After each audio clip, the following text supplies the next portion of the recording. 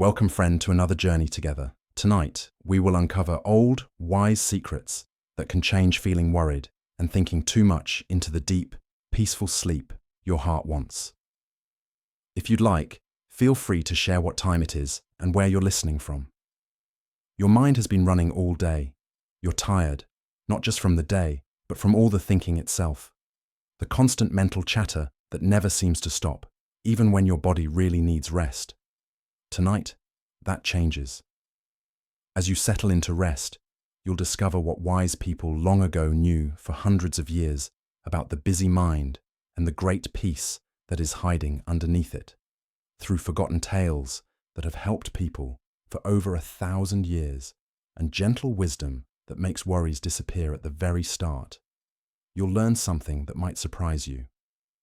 Peace doesn't come from fixing your thoughts or telling your mind what to do.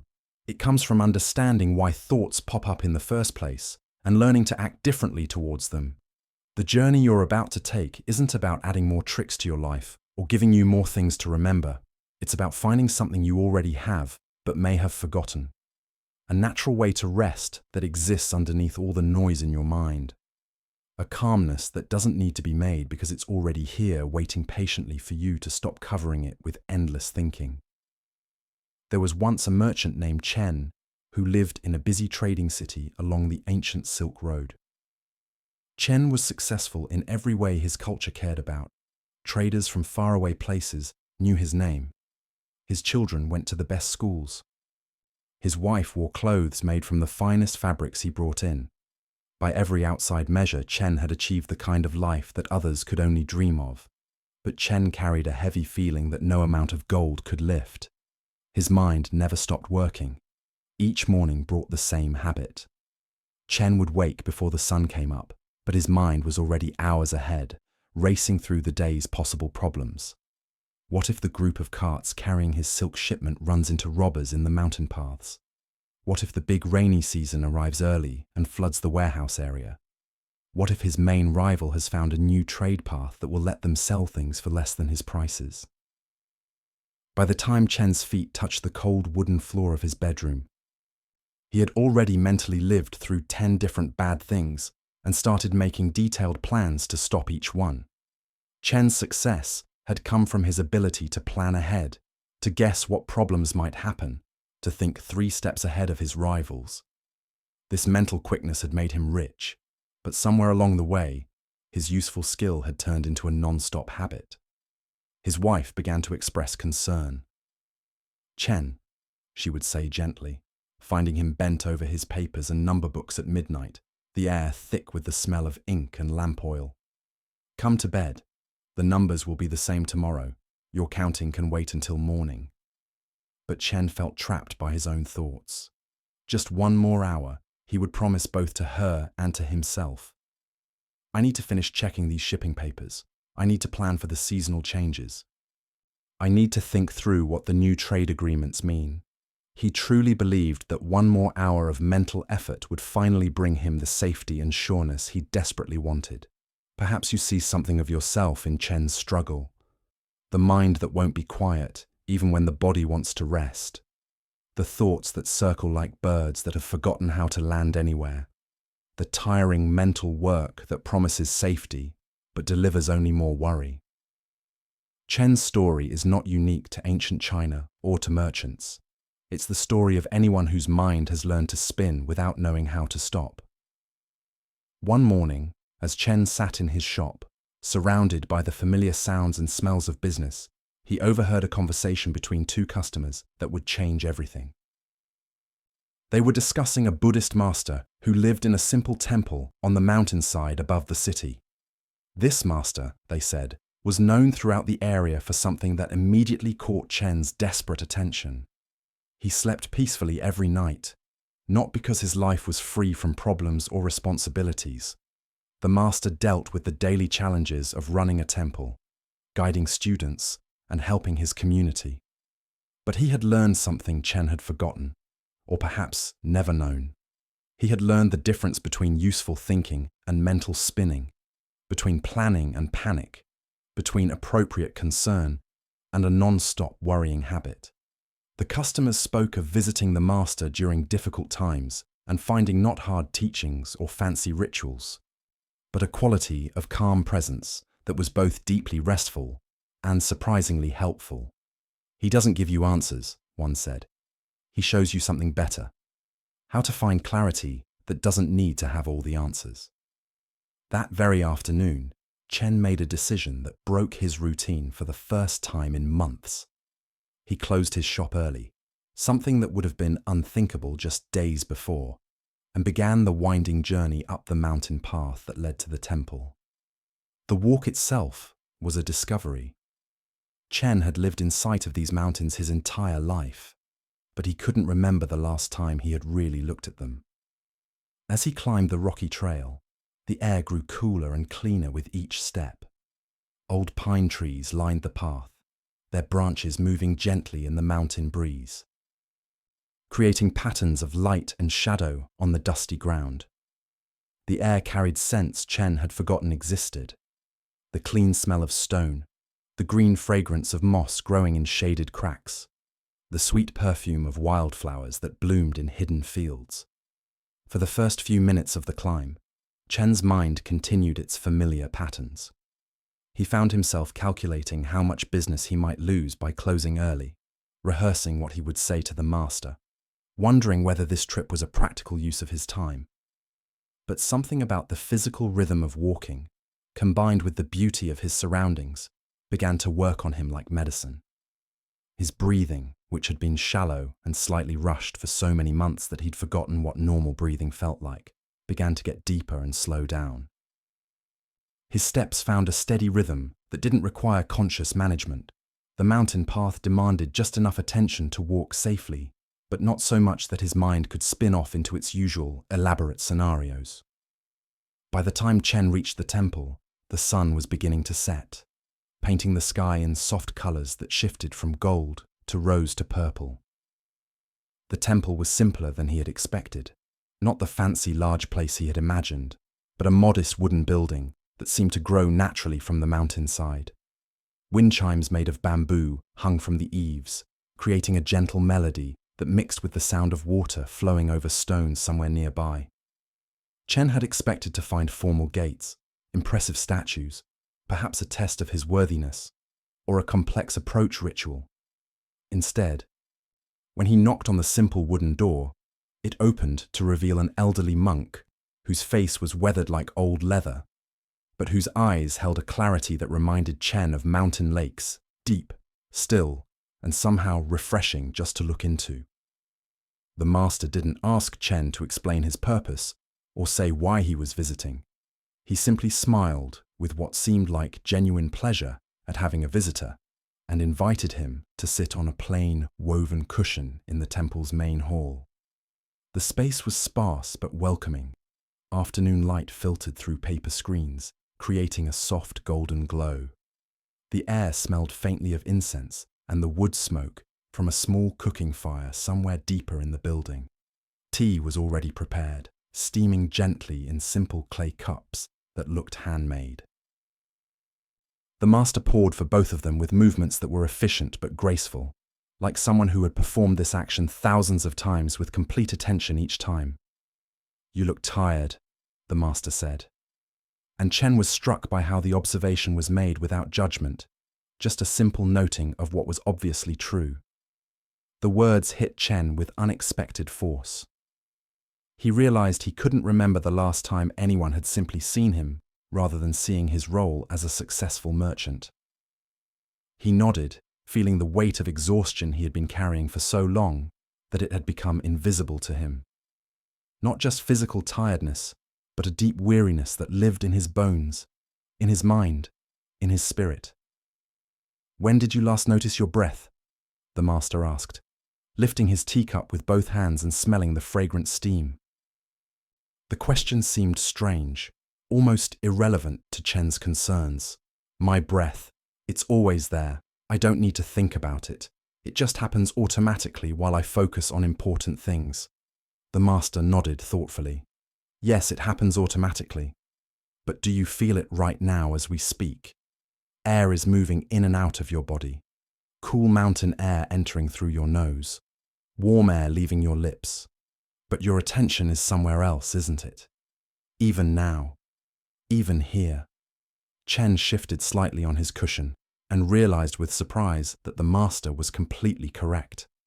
Even in this peaceful setting, even while consciously trying to be present for this important conversation, his mind was elsewhere. Part of his attention was back in his shop, wondering whether he had properly secured the valuable silk inventory before leaving. Another part was already planning tomorrow's activities, mentally reviewing the list of tasks that would be waiting for him. His body was in the temple, but his mind was scattered across time and space, like leaves blown by an endless wind. Your mind, the master continued gently, has learned to live everywhere except where your body is. It lives in yesterday's regrets and tomorrow's worries. It lives in imaginary conversations and hypothetical problems. But your breath lives only here, only now. It cannot exist in the past because that breath is already gone. It cannot exist in the future because that breath hasn't come yet. The master demonstrated by taking a slow, conscious breath. Chen watched his chest rise and fall with natural rhythm. Feel your breath now, the master said quietly. Don't try to change it or control it. Don't make it deeper or slower or different in any way. Just feel it as it is, like noticing something familiar that you had temporarily forgotten. Chen closed his eyes and tried to follow the instruction. He became aware of cool air entering through his nostrils, filling his lungs, then warm air flowing back out. For a moment, there were no trade routes to plan, no inventory to calculate, no competitors to worry about. Just the simple ancient rhythm of breathing that had been sustaining him every moment of his life, usually without his notice or appreciation. But within seconds, Chen's mind wandered away from the breath and back to next week's grain shipment. Would the weather hold? Had he negotiated favorable enough terms? Should he protect his position with additional suppliers? The master noticed the shift immediately. Chen's breathing had become shallow again. His face had tightened with the familiar expression of mental effort. "Where did you go?" the master asked with what sounded like friendly curiosity rather than criticism. "I'm sorry," Chen said, opening his eyes. "I was thinking about business matters. My mind just went there automatically." "Of course it did," the master said, refilling Chen's teacup. "Your mind has been practicing going there for years. It's become very skilled at leaving the present moment. But right now, the grain shipment exists only in your imagination. Your breath exists in reality." The master paused to take another sip of tea, seeming to give each swallow his complete attention. "Tell me, which one can actually help you in this moment? Your breath, which is here and real, or your worry about grain, which is imaginary and distant?" The question struck Chen like a bell being rung in a quiet room. His breath was real, immediate, easy to reach. It was filling his lungs with mountain air that smelled of pine and stone. His worry about the grain shipment was a mental picture, a story about something that might or might not happen in a future that didn't exist yet. "Your merchant mind," the master continued, "has learned valuable skills. Planning ahead, guessing problems, thinking carefully. These abilities have served you well. But like any tool, when it never stops working, it wears itself out. And it wears you out too." Chen felt this truth in his tired shoulders, always raised as if bracing for unseen blows, in his aching head, tight from months of constant mental tension. In the knot that had taken up permanent residence in his stomach, a physical sign of constant worry that he had learned to ignore, but that never actually went away. "Try again," the master said patiently. "Just one breath from beginning to end. Let everything else wait for this one breath." Chen closed his eyes and returned his attention to breathing. This time he stayed with it a bit longer, feeling the coolness of inhaled air, the pause at the top of the breath, the warmth of the exhale. For those few seconds, his mind was focused around a single, simple experience. No dividing between the one watching and the thing being watched. No thoughts running in the background. No planning or analyzing. Just breathing. When the breath ended, Chen opened his eyes and looked at the master with something approaching wonder. That was peaceful. But my mind will start thinking again. It always does. The master's eyes crinkled with what looked like delight. Of course, it will start thinking again. Thinking isn't wrong. Your mind isn't broken. But when thinking becomes spinning, when planning becomes panic, when your mind never allows itself to rest, then you suffer. Not because life is inherently difficult, but because you're carrying tomorrow's burdens today.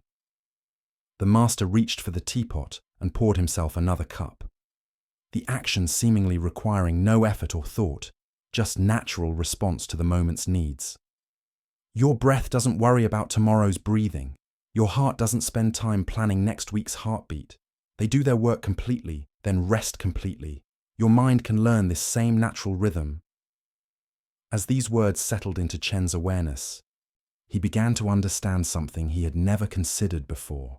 His body was already demonstrating perfect wisdom about work and rest, tightness and relaxation, effort and ease. His heart beat steadily, without his conscious management.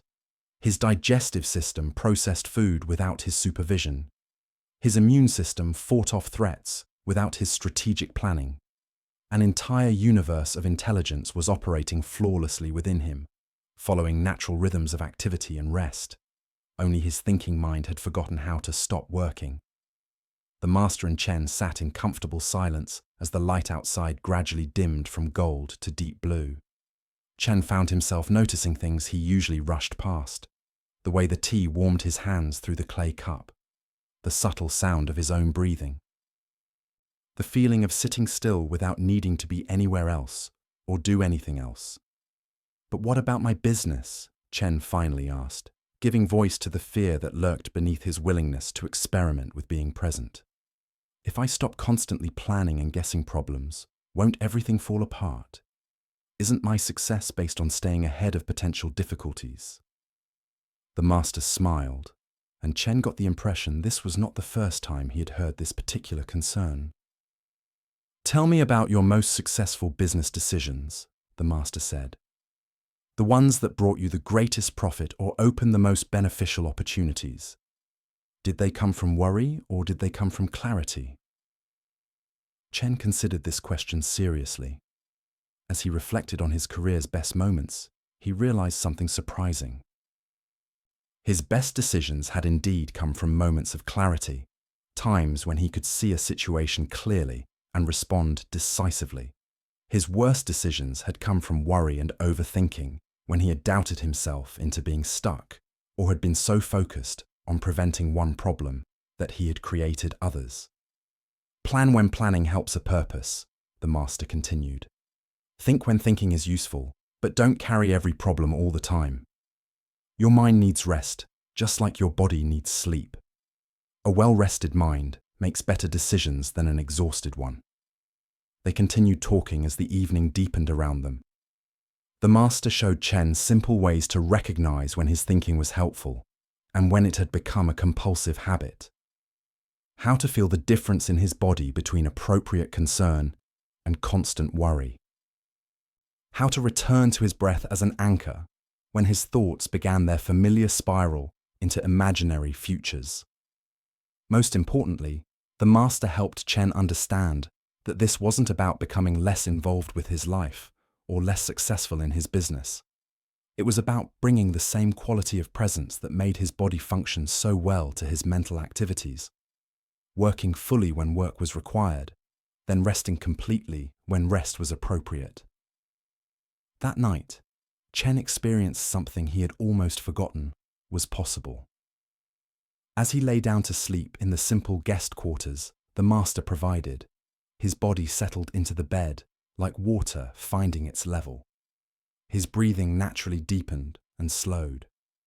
When thoughts arose about the day's business or tomorrow's tasks, he gently returned his attention to the physical feeling of breathing, just as the master had taught him. For the first time in months, Chen slept deeply and peacefully, not because all his problems had been solved, but because he had learned to set them down when it was time to rest. His mind, finally given permission to stop its constant watching, gratefully accepted the opportunity to restore itself. When morning came, Chen found himself more alert and clear-thinking than he had been in months. The problems he had been grinding away at mentally for weeks suddenly seemed more manageable. Solutions that had been hidden by worry became obvious. Decisions that had felt overwhelmingly complex resolved into simple choices. Chen spent several more days with the master, not learning complex tricks or memorizing elaborate teachings, but simply practicing the art of presence. Learning to work fully when work was required, then rest completely when rest was appropriate. Discovering that his mind, like his body, functioned better when it followed natural rhythms of engagement and release. When Chen finally returned to his city and his business, people noticed the change immediately. He moved with less rush, but greater effectiveness. He listened more carefully and spoke more decisively. He seemed to have more time for everything, even though he was actually doing less mental spinning and more focused work. Chen's story teaches us something important about the worried mind. Often our suffering doesn't come from our actual situation, but from the mental weight we add to those situations. We think about problems that may never occur. We replay conversations that are already finished. We try to control outcomes that haven't happened yet. We exhaust ourselves carrying mental burdens that have no substance outside our own imagination. But there's another way to live, the way Chen discovered in that mountain temple. A way that doesn't require us to stop dealing with life's real challenges, but simply to stop creating extra challenges through endless mental spinning. This way begins with the breath, not because breathing is mystical or magical, but because it's always available, always real, always happening in the present moment. Your breath is the most reliable anchor you have to what is actually occurring rather than what you imagine might occur. Right now, as you rest, you can directly experience what Chen learned on that mountain. You don't need to understand everything about his story or remember all the details. You don't need to analyze the master's teachings or figure out how to do them perfectly. You can simply notice your own breathing and let it demonstrate the wisdom that your body already knows how to work when work is needed and how to rest when rest is appropriate. Feel your breath now, just as Chen learned to do. Cool air entering, warm air leaving. No effort required, no management necessary. Your body is breathing itself with perfect intelligence, following rhythms that are millions of years old, demonstrating moment by moment how to be present with what is actually happening. This is where peace begins. Not in solving all your problems or understanding everything perfectly, but in returning to the simple reality of what is here now. Your breath, your body, your immediate experience, freed from the endless thoughts and guesses that create so much unnecessary suffering. Like Chen, you can learn to tell the difference between useful thinking and mental spinning. You can discover how to deal fully with life's real demands while setting down the imaginary burdens that exist only in thought. You can find the rest that comes not from running away from your responsibilities, but from meeting them with the clarity that emerges when the mind is no longer exhausted by its own activity.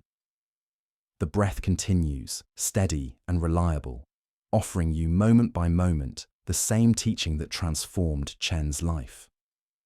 How to be present, how to rest, how to find peace, not by changing your circumstances, but by changing your relationship to your own thinking. Tonight, let Chen's journey remind you that the peace you seek isn't hidden in some distant achievement or complex solution. It's as close as your next breath, as available as this very moment, as natural as your body's own wisdom about when to work and when to rest. Breathe now and let the ancient teaching unfold directly through your own experience. Let your mind learn what your body already knows, that life is best lived not in constant preparation for imaginary futures, but in full engagement with the reality that is always only now. Your body has been learning as you rest, soaking up the wisdom of Chen's story, not just mentally, but physically. Feel how your breathing has found its own deeper rhythm without your conscious direction. Notice how your shoulders have dropped slightly, how the tight places in your jaw and forehead have begun to soften. This is your body's natural intelligence, responding to the invitation to let go. Chen's journey showed you how the breath can anchor awareness in the present moment. But there are deeper layers to explore. The body holds tensions and memories that thinking alone cannot reach. Tonight, you'll discover how physical awareness can unlock doors to peace that the mind doesn't even know exist. There's an ancient truth woven through Buddhist teaching. The mind and body are not separate entities, but one seamless whole. When the mind spins with worry, the body tightens up in response. When the body releases tension, the mind naturally follows into stillness. This wisdom becomes medicine when you learn to listen to what your physical form is trying to tell you. Two monks were walking along a country road after the spring rains had turned the earth to thick, clinging mud. The older monk, Master Jin, moved with steady care, his feet finding secure footing despite the dangerous conditions. His brown robes, darkened with moisture from the mist, swayed gently with each measured step. The younger monk, Kenji, walked beside him with visible impatience, lifting his feet higher than necessary, trying to avoid the mud that inevitably clung to his sandals. Anyway, the road wound through rice fields, where farmers worked knee-deep in flooded fields, planting young green shoots that would eventually feed countless families. The air was thick with humidity and the rich scent of fertile earth. In the distance, mountains rose like sleeping giants beneath layers of grey cloud that promised more rain before evening. The two monks had been travelling since dawn, making their way to a monastery where they would spend several days in intensive meditation retreat. Kenji was eager to arrive, his mind already racing ahead to the teachings he hoped to receive, the insights he expected to gain, the spiritual progress he anticipated making. He walked as if trying to outpace time itself, his body tense with forward-moving energy. Master Jin, by contrast, seemed to inhabit each step fully. When his foot encountered a stone beneath the mud, he felt the hardness completely before shifting his weight. When a bird called from the flooded fields, he received the sound without immediately labeling or judging it. His presence was focused in the immediate experience of walking, neither hurrying toward the destination nor lagging behind in memory. They came to a place where the seasonal flooding had washed out a small wooden bridge that normally spanned a swift-moving stream.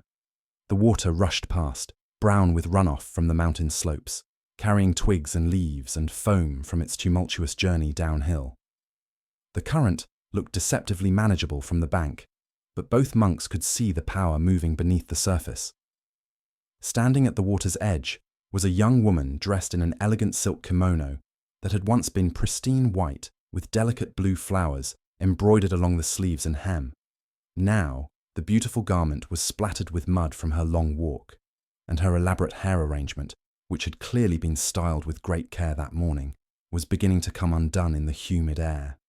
She looked up as the monks approached, relief flooding her face. "Honored teachers," she called out, bowing as deeply as her muddy skirts would allow. "I have been waiting here for hours, hoping someone would come. I must reach the village on the other side to see my grandmother, who is taken gravely ill. But the current is too strong for me to cross alone. I'm afraid I will be swept downstream." Her distress was genuine and immediate. Tears had carved clean tracks through the dust on her cheeks, and her hands trembled slightly as she gestured toward the rushing water. She was clearly far from home, travel-stained and weary, facing a barrier she could not overcome alone. Kenji looked at the woman, then at Master Jin, expecting his teacher to offer some words of comfort, or perhaps suggest they help her find another crossing point downstream. What he did not expect was for Master Jin to stride directly into the water without a word. The older monk's movements were deliberate and sure as he waded into the current, testing each step carefully. When he reached the woman, He simply knelt in the shallow water at the bank and gestured for her to climb onto his back. She hesitated for just a moment, clearly aware of the social rules that made such contact between strangers, especially between a woman and a monk, potentially scandalous. But necessity overruled proper behavior. She gathered her muddy skirts and climbed carefully onto Master Jin's back, wrapping her arms around his shoulders. He rose smoothly and began the crossing, his feet finding secure holds on the slippery stones beneath the rushing water. The current pushed against his legs with considerable force, but his balance remained centered and calm. Kenji watched from the bank with growing agitation. His teacher was breaking one of their most basic monastic rules, the rule against unnecessary physical contact with women. The entire philosophy of monastic life was built on creating boundaries that supported spiritual development. And here was Master Jin deliberately crossing one of the most important lines. The crossing took several careful minutes. Master Jin moved slowly but steadily, never rushing despite the water's urgency, never hesitating despite the obvious physical challenge. When they reached the opposite bank, he lowered himself again so the woman could climb down safely. She bowed deeply, her gratitude overflowing in words that tumbled over each other. "Thank you, honored teacher. You have saved my grandmother's last days. Your kindness will never be forgotten. May the Buddha bless you for your compassionate heart." Master Jin simply nodded and waded back across the stream to rejoin Kenji, who had been watching the entire interaction with increasing internal turmoil. The older monk's robes dripped steadily as he climbed out of the water, but his face showed no sign of concern about his actions or their consequences. The two monks resumed their journey in silence, but the silence was not the companionable quiet they had shared during the morning's walk. Now it was heavy with Kenji's unspoken judgment and confusion. His mind churned with questions and accusations that he dared not voice directly to his revered teacher. How could Master Jin have acted so thoughtlessly? Didn't he understand the sacred nature of their vows? What would other monks think if they heard about this incident? What kind of example was this setting? How could someone so advanced in spiritual practice make such an obvious error in judgment? As they walked, Kenji's internal talk grew more elaborate and heated. He replayed the scene at the river crossing again and again, each time finding new reasons to feel disturbed by his teacher's choice. He imagined the conversations that would take place when they reached the monastery. He rehearsed the arguments he might make about the importance of keeping proper boundaries. He constructed detailed analyses of how Master Jin's action had violated not just the letter, but the spirit of monastic discipline.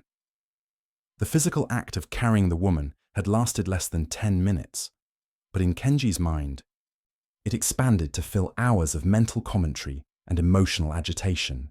His body, which had begun the day with the normal tensions of travel, now carried additional weight, the weight of judgment, disapproval, and righteous indignation. His shoulders hunched forward as if bracing against an invisible wind. His jaw clenched and released rhythmically as he mentally rehearsed the arguments he might make. His hands, swinging naturally at his sides during the peaceful morning walk, now formed partial fists that tightened and relaxed with the rhythm of his internal debate. Meanwhile, Master Jin walked with the same steady presence he had maintained all morning. The incident at the river had come and gone like weather, present when it was present, finished when it was finished. His attention remained available to the immediate experience of walking through the afternoon landscape. They paused for rest beside a clear mountain stream, where the water ran shallow over smooth stones worn round by countless years of flow. Master Jin cupped his hands and drank deeply, then splashed water on his face and neck, washing away the sweat and dust of travel. He sat on a large boulder and gazed peacefully at the play of light on the moving water. Kenji could contain himself no longer. The words erupted from him like water bursting through a dam. "Master," he said, his voice tight with accusation and disappointment. "How could you do that? We have taken sacred vows. We are not supposed to touch women, especially not carry them on our backs like pack animals. You broke our most fundamental rules in front of someone who will probably tell the entire village about the monks who don't follow their own teachings." Master Jin turned to look at his young companion with an expression of genuine surprise, as if he had forgotten about the river crossing entirely. His eyes held no defensiveness, no justification, just a kind of wondering curiosity. "I set that woman down at the river," he said simply, "but you're still carrying her." The words fell into the afternoon air like stones dropped into still water, creating ripples that spread outward in ever-widening circles of understanding. Kenji felt something shift inside his chest, as if a tight knot was beginning to loosen. The simple statement illuminated something he hadn't seen about his own mental processes. While Master Jin had responded fully to the situation at hand and then moved on, Kenji had picked up the event and carried it with him like a heavy pack, adding weight and commentary, an emotional charge to something that was already completed. "I don't understand," Kenji said, though part of him was beginning to understand very clearly. "The woman needed help," Master Jin explained patiently. "I helped her. The help was given and received. It's finished. But you have been carrying that interaction with us for hours, adding your thoughts about it, your judgments about it, your worries about its implications. You're doing more work than I did, and creating more suffering than the original situation contained." As these words settled into Kenji's awareness, he became conscious of how much physical tension he had been carrying since the river crossing. His neck ached from holding his head in a posture of disapproval. His shoulders burned from staying hunched in defensive readiness. His stomach was tight with the stress of internal conflict. "Feel your body," Master Jin suggested gently. "What is it holding on to right now?" Kenji closed his eyes and scanned through his physical form with attention. He hadn't given it for hours. He discovered layer upon layer of tension that had nothing to do with the simple act of walking along a country road. His jaw was clenched so tightly that his temples ached. His hands were still forming partial fists. His breathing had become shallow and confined to the top of his chest. "This is what carrying looks like," Master Jin observed. "Not just in the mind, but in the body. You picked up my action and made it yours to worry about, judge, and analyze. Your body has been working to hold all that mental activity. But surely we should think about our actions and their consequences," Kenji protested, though his voice had lost its edge of righteous anger. "Yes," Master Jin agreed. "Reflection has its place, but there's a difference between thinking and carrying. I can reflect on my choice to help the woman, whether it was skillful, whether it served genuine compassion, whether it was appropriate to the circumstances. That kind of thinking serves understanding. But carrying the event like a burden, replaying it obsessively, using it to judge myself or others, that creates suffering without serving any useful purpose." Master Jin stood and began walking again. His movements as fluid and present as they had been all day. "Your body is wise," he said over his shoulder. "It knows the difference between useful effort and wasteful tension. It knows when you're carrying something that doesn't need to be carried." As they resumed their journey, Kenji began to experiment with what Master Jin had suggested. Instead of continuing to replay the river crossing incident, he brought his attention to his physical experience of walking. He felt his feet making contact with the muddy road. He noticed the rhythm of his breath as it found its natural pace. He let his shoulders drop and his hands uncurl. The relief was immediate and profound. It was as if he had been carrying a heavy pack all day and had suddenly realized he could set it down. His step became lighter, his breathing deeper, his mind clearer. "How do I remember this?" Kenji asked as they walked. "How do I catch myself when I start carrying things that don't need to be carried?" "Your body will teach you," Master Jin replied. "It's always sending signals. When you start picking up mental burdens, your shoulders rise, your jaw tightens, your breathing becomes shallow. These are not just side effects of mental activity. They're intelligence. Your body is telling you when you're doing unnecessary work. They practiced this awareness for the remainder of their journey. When Kenji noticed his mind beginning to spin stories about the events of the day, he would check in with his body. Where was he holding tension? What was his breathing doing? How was he carrying himself through space? Each time he brought attention to his physical form, he discovered information that his thinking mind had missed. His body knew immediately when he was carrying unnecessary weight. It responded with gratitude and relief when he chose to set down mental burdens that served no practical purpose. By the time they reached the monastery that evening, Kenji had experienced a fundamental shift in his understanding of how mind and body work together. He realized that much of what he had been calling thinking was actually a form of physical labor. His body working to hold and carry mental constructions that had no substance outside his own imagination. The story of the two monks reveals something deep about how we create unnecessary suffering in our lives. Like Kenji, we often pick up experiences and carry them long after they're finished. We replay conversations from days ago, analyze interactions that are already complete, worry about implications of events that have already resolved themselves. Most of us don't realize that this mental carrying creates physical carrying as well. When your mind grips onto something, your body tightens up to support that grip. When your thoughts become heavy with judgment or worry, your muscles tense to bear that weight. The mind's refusal to let go becomes the body's burden to bear. But your body, like Master Jin in the story, knows how to deal fully with what's needed and then release completely when the task is done. Your heart doesn't hold on to yesterday's heartbeats. Your lungs don't store last week's breaths. Your digestive system doesn't keep processing food that was already digested days ago. Only the thinking mind has learned to collect experiences, carrying them forward like a collector who can never bear to throw anything away. And the body pays the price for this mental accumulation, holding tension and stress that has no real purpose in the present moment. Right now, as you rest, you can experience what Kenji discovered on that muddy road.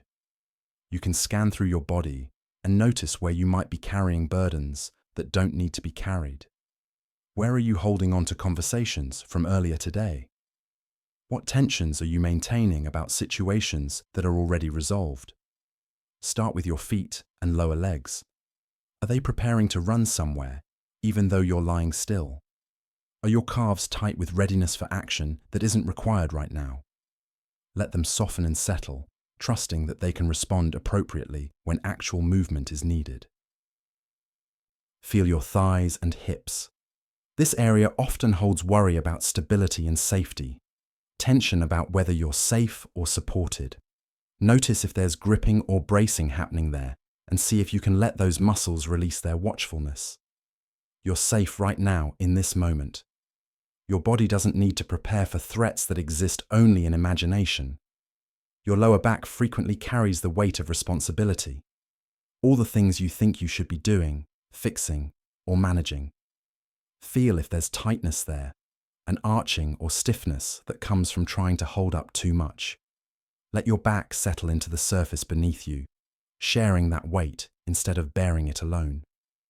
Your stomach and abdomen often clench around emotional material, anger you haven't expressed, sadness you haven't felt, fear you haven't acknowledged. This area can become like a closed fist, holding onto feelings that want to move through and be released. Breathe into your belly and see if you can let it soften, creating space for whatever wants to flow. The chest and heart region frequently protect themselves against potential hurt. You might be carrying tension from interactions where you felt misunderstood, unappreciated, or unloved. Feel if there's a protective hardening around your heart, and experiment with letting that armor soften slightly. You don't have to become vulnerable to attack, just less defended against experiences that are already past. Your shoulders are probably carrying more than you realize. Like Kenji after the river crossing, you might be hunched against criticism, braced for additional burdens, raised in anticipation of stress that hasn't actually arrived. Let them drop away from your ears, widen across your back, release their protective posture. Your neck often holds the tension of trying to look in all directions at once, monitoring for problems, staying alert to potential issues. holding your head in readiness for whatever might come next. See if you can let your neck lengthen and soften, allowing your head to rest more fully. Even your face carries the imprint of your mental activity. Your jaw might be clenched around words you wish you had spoken or hadn't spoken. Your forehead might be furrowed with the effort of trying to figure everything out.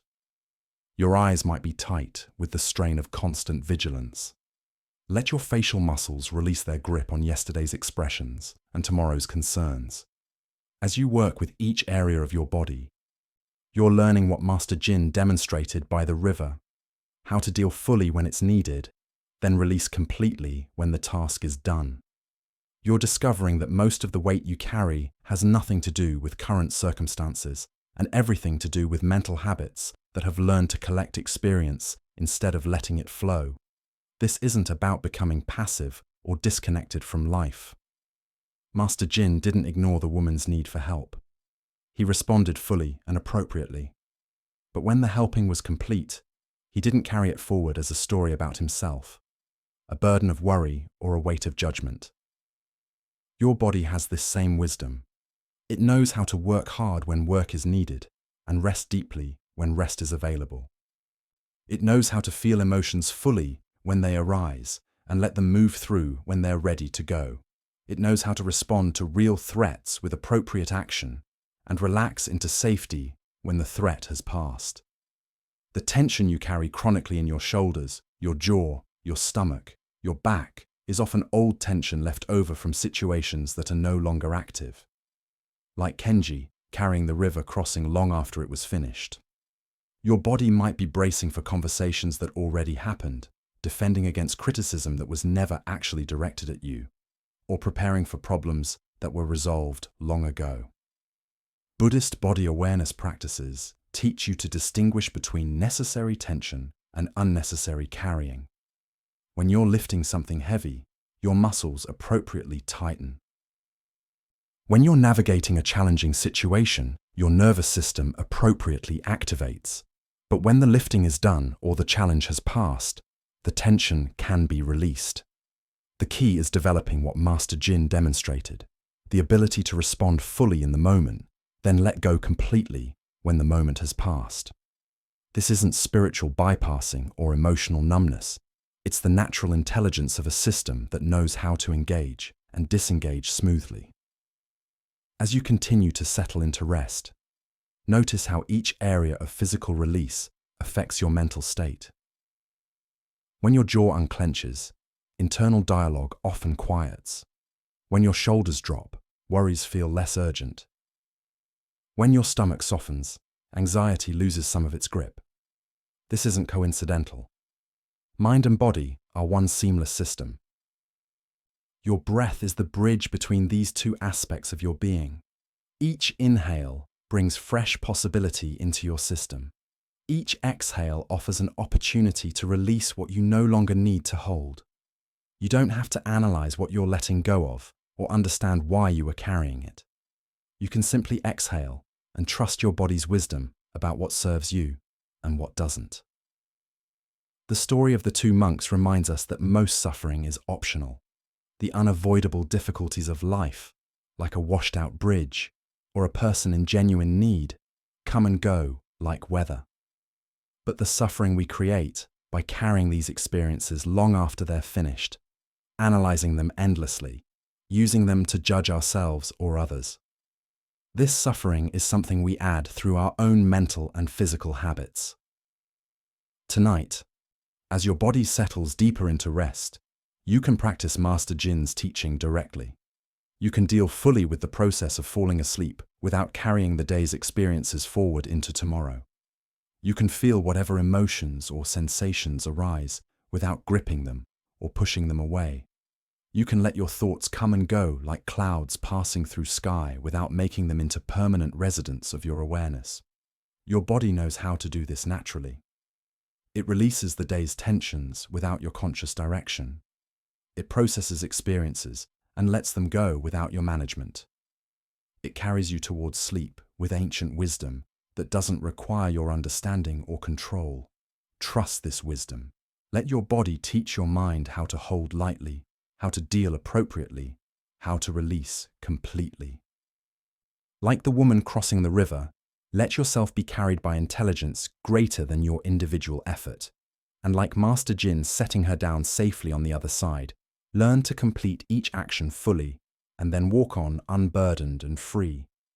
The journey deepens as your awareness settles into increasingly spacious calm. The physical tensions you've been carrying have begun their natural release, like ice slowly melting into flowing water. Your breathing has found its own perfect rhythm, neither forced nor forgotten, simply present and supportive. The stories you've heard haven't just entertained your mind. They've been working on deeper levels, reshaping your relationship to thought itself. Tonight, you're discovering something that worried minds often forget. That space itself is healing. Not emptiness as absence, but spaciousness as possibility. The mind, like an overstuffed room, sometimes needs clearing before clarity can emerge. This next teaching reveals how mental accumulation, even of good things, can become its own form of suffering. In the mountain province of ancient China during the Song dynasty, when poetry and philosophy flourished like cherry blossoms in spring, there lived a scholar named Wei, whose hunger for knowledge had consumed his life. Wei was not an ordinary student, but a man possessed by an almost mystical drive to understand everything that could be understood, to collect every piece of wisdom that had ever been written, to master every field of study that existed under heaven. His house had once been spacious, with rooms that opened onto calm courtyards where bamboo grew, and small streams trickled over carefully arranged stones. But over the years, Wei had transformed every available space into a library. Books filled the rooms from floor to ceiling. Scrolls were stacked in towers that reached toward the wooden rafters. Manuscripts covered every table, every chair, every windowsill. The narrow pathways between these paper mountains were barely wide enough for one person to navigate sideways. The collection was staggering in its scope and variety. Wei owned books on Confucian ethics and Taoist philosophy, Buddhist sacred texts and commentaries on the I Ching. He had medical texts describing the flow of qi through energy paths, astronomical charts mapping the movement of stars, mathematical works exploring the properties of numbers and geometric forms. Poetry collections sat beside historical chronicles. Military strategy manuals neighbored agricultural guides. Works on music theory shared space with studies of calligraphy. But Wei's accumulation wasn't random or superficial. He read voraciously, constantly, obsessively, by candlelight in the darkest hours before dawn, by the grey light of overcast afternoons, by the golden glow of sunset filtering through paper windows. His eyes were perpetually strained from reading small characters by insufficient light. His back ached from hunching over texts for hours at a time. His hands were permanently stained with ink from the constant note-taking, cross-referencing, and copying he believed essential to true learning. Students came from distant provinces to study with Wei, drawn by his reputation for encyclopedic knowledge. But instead of finding a peaceful sage radiating wisdom and contentment, they discovered a man who seemed increasingly fragmented and overwhelmed by his own learning. Wei would sit with visitors in his cluttered study, surrounded by precarious towers of books, constantly interrupting himself to verify quotes, check references, and cite multiple authorities for every point he attempted to make. But as Mencius wrote about the cultivation of righteousness, Wei would begin, then stop mid-sentence. No, wait, that might have been Zhunzi, or was it in the Analects? Let me find the exact passage. He would rise from his cushion and begin pulling books from various stacks, his movements growing increasingly frantic as he searched for the precise text he wanted to reference. While he searched, other ideas would occur to him. Of course, this relates to what the Tao Te Ching says about Wu Wei. But you have to understand that in context with the Zhuangzi's butterfly dream, and there's also a fascinating commentary by, more books would join the growing pile on his desk, papers would scatter, inkstones would rattle dangerously close to precious manuscripts. His students would sit patiently at first, expecting that this scholarly thoroughness would eventually lead to profound insights. Instead, they often found themselves more confused after sessions with Wei than they had been before. His vast knowledge had become a labyrinth in which he regularly lost himself. Every answer led to 5 more questions. Every certainty dissolved into complexity. Every simple truth was immediately qualified by exceptions and alternative interpretations. Wei's daily routine had become an exhausting cycle of consumption and confusion. He would wake before sunrise and immediately begin reading, believing that starting the day by filling his mind with new information would make him more productive.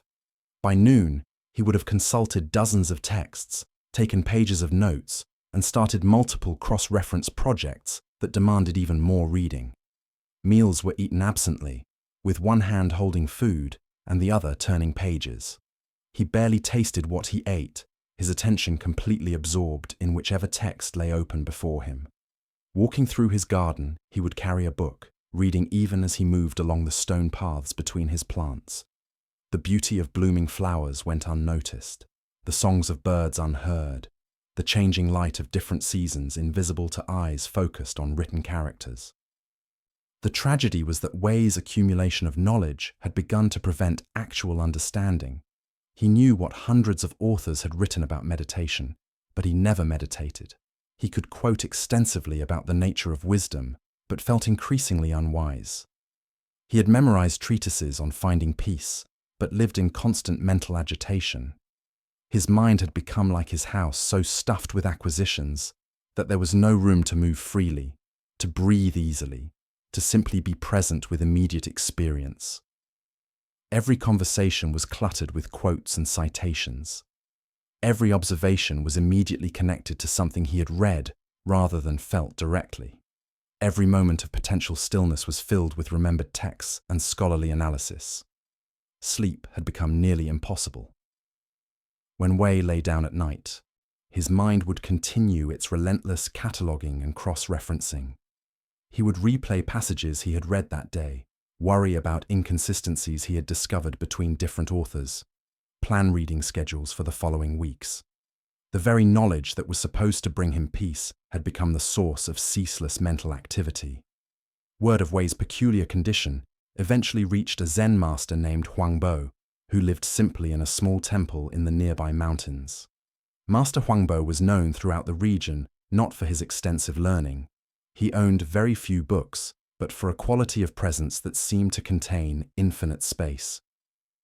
Students who spent time with him often described feeling that their minds became clearer and more spacious in his company, as if his very being created room for them to think and breathe more freely.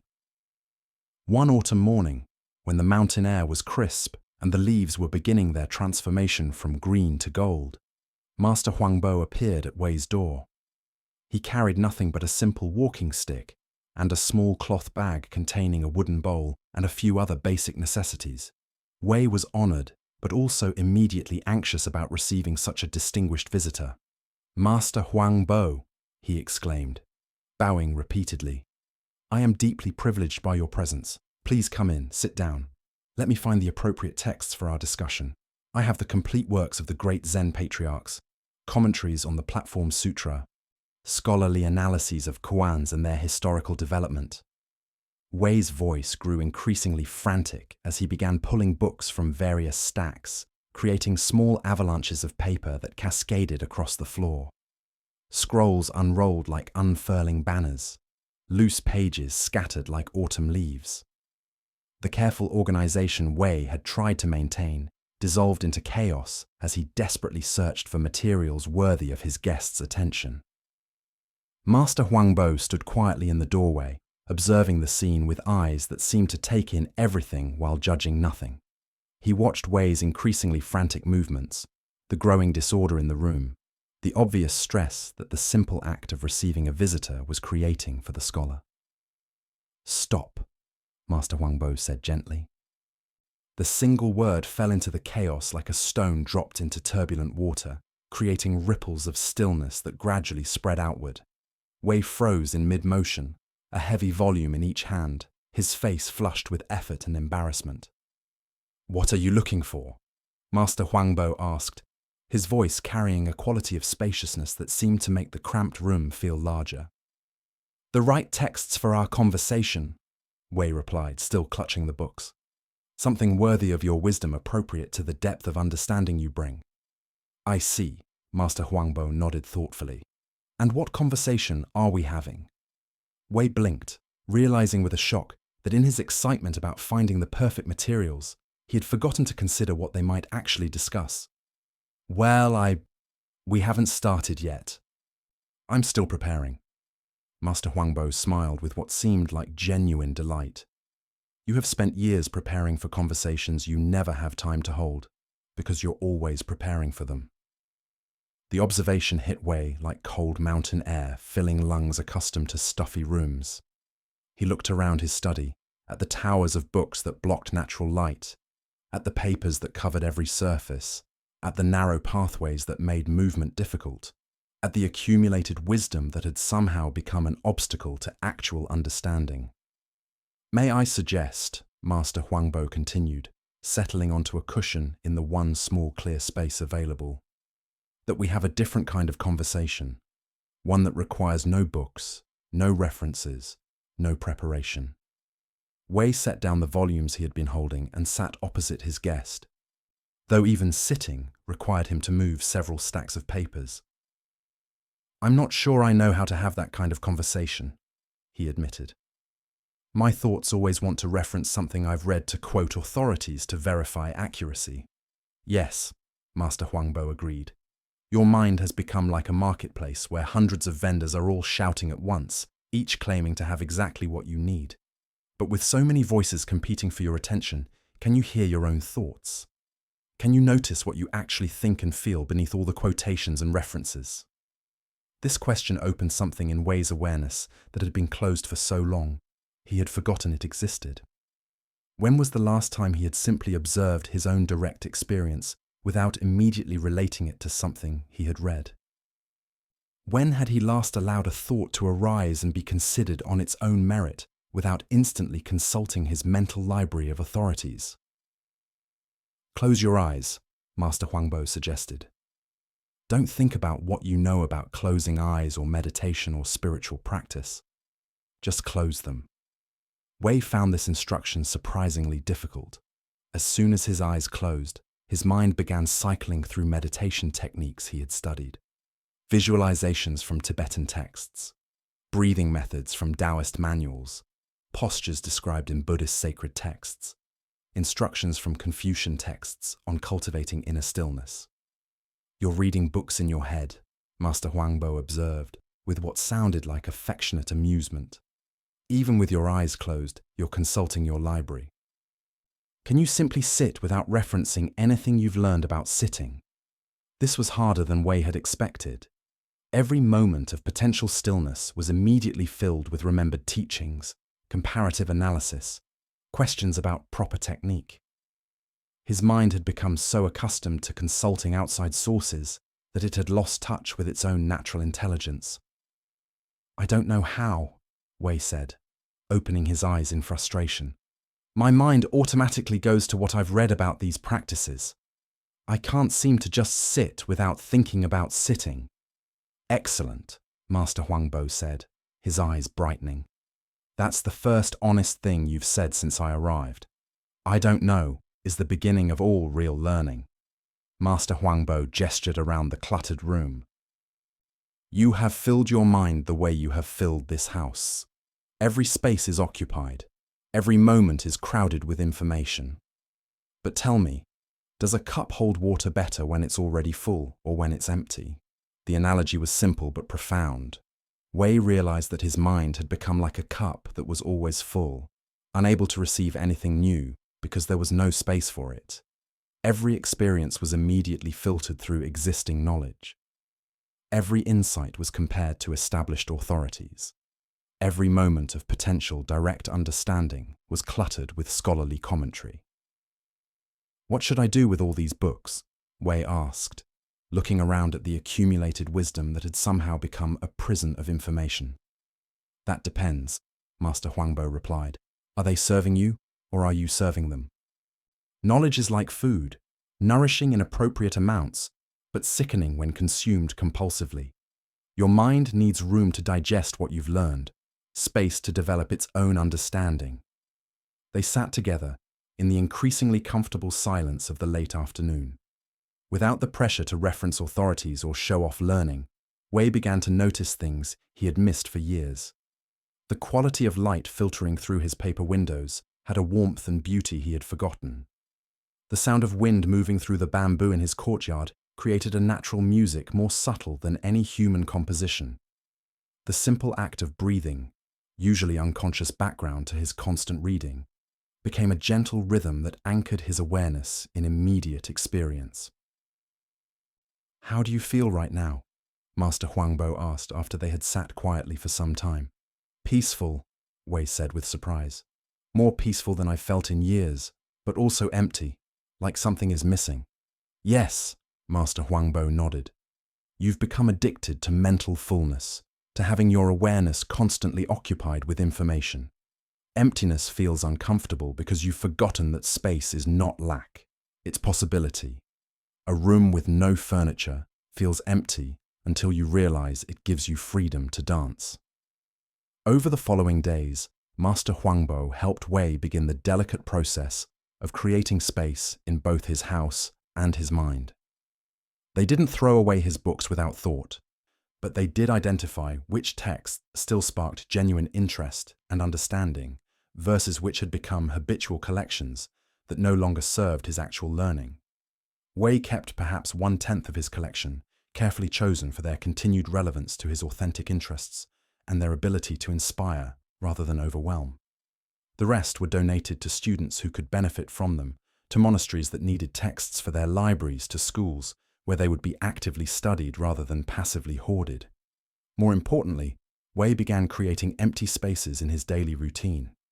Periods of time when he deliberately didn't read, didn't take notes, didn't consult authorities. Times when he would sit in his garden and simply observe the changing light, the movement of clouds, the subtle shifts of seasons that he had been too mentally busy to notice for years. At first, these empty periods felt uncomfortable, almost worry-provoking.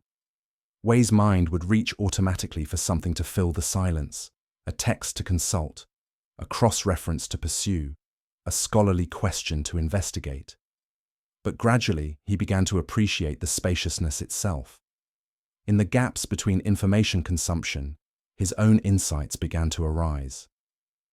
Direct observations that didn't need verification from outside sources, understanding that emerged from his own experience rather than from accumulated reading. Wei's teaching transformed completely. Instead of overwhelming students with huge lists of references and multiple authorities, he began offering them something more valuable, space to develop their own understanding.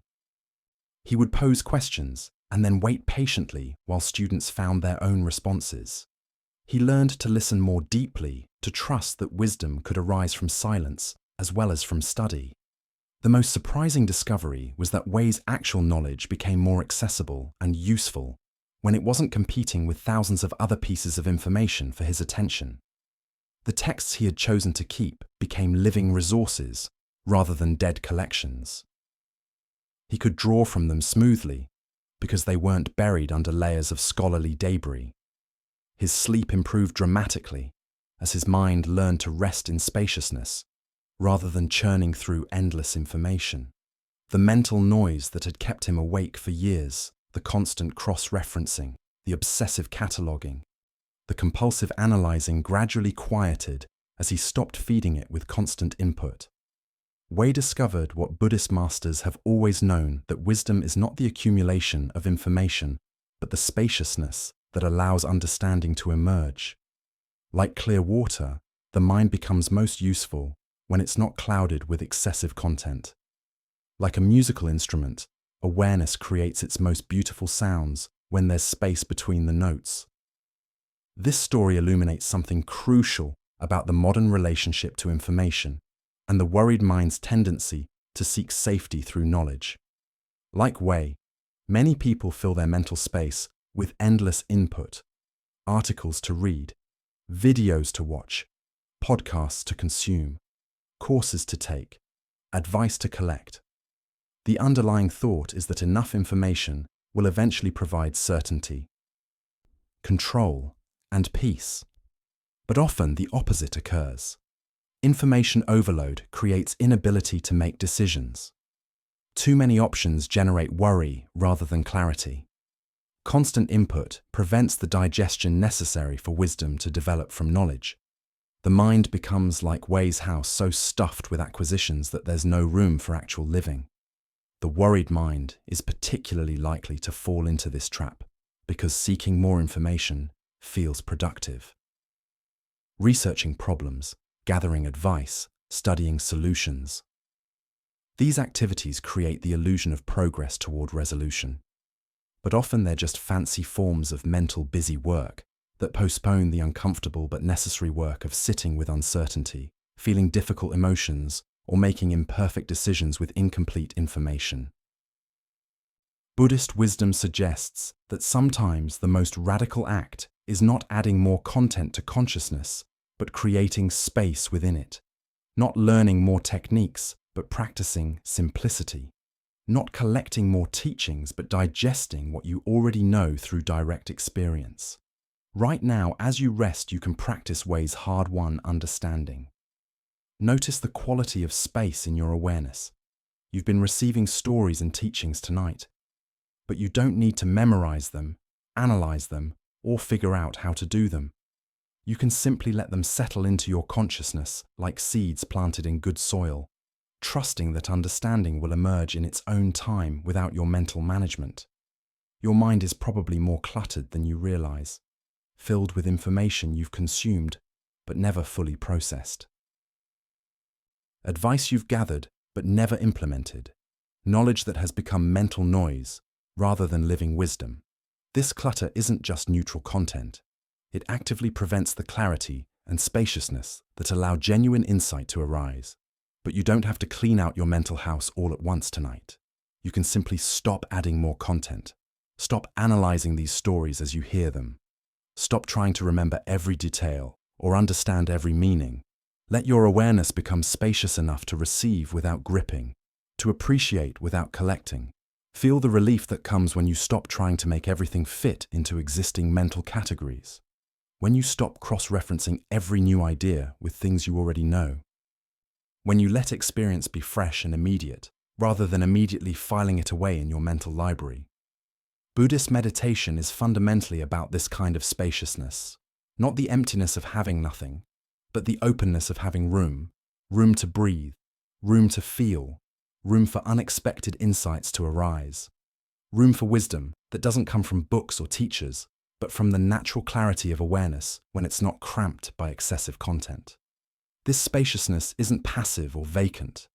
It's vibrantly alive, receptive, intelligent. Like the space in a musical hall that allows sound to resonate, or the space in a garden that allows flowers to grow. Mental space is what permits understanding to develop and wisdom to flourish. As your body continues its natural descent towards sleep, let your mind practice Way's liberation.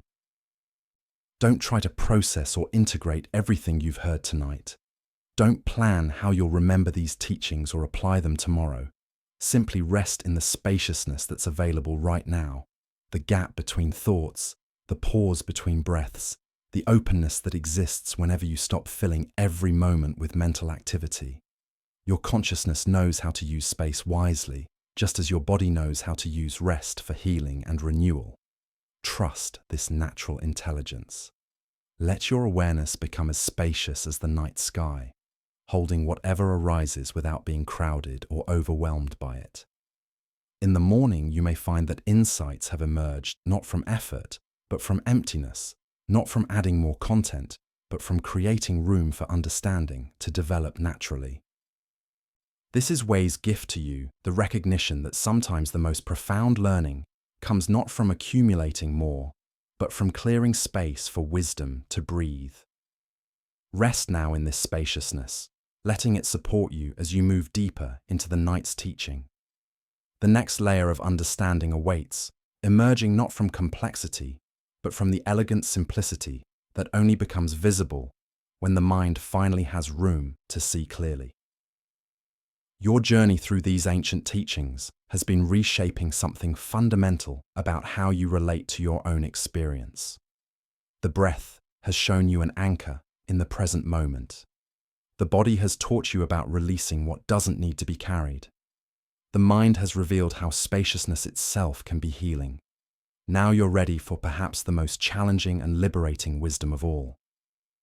How to make peace with uncertainty itself. The worried mind craves predictability, clear outcomes, guaranteed results.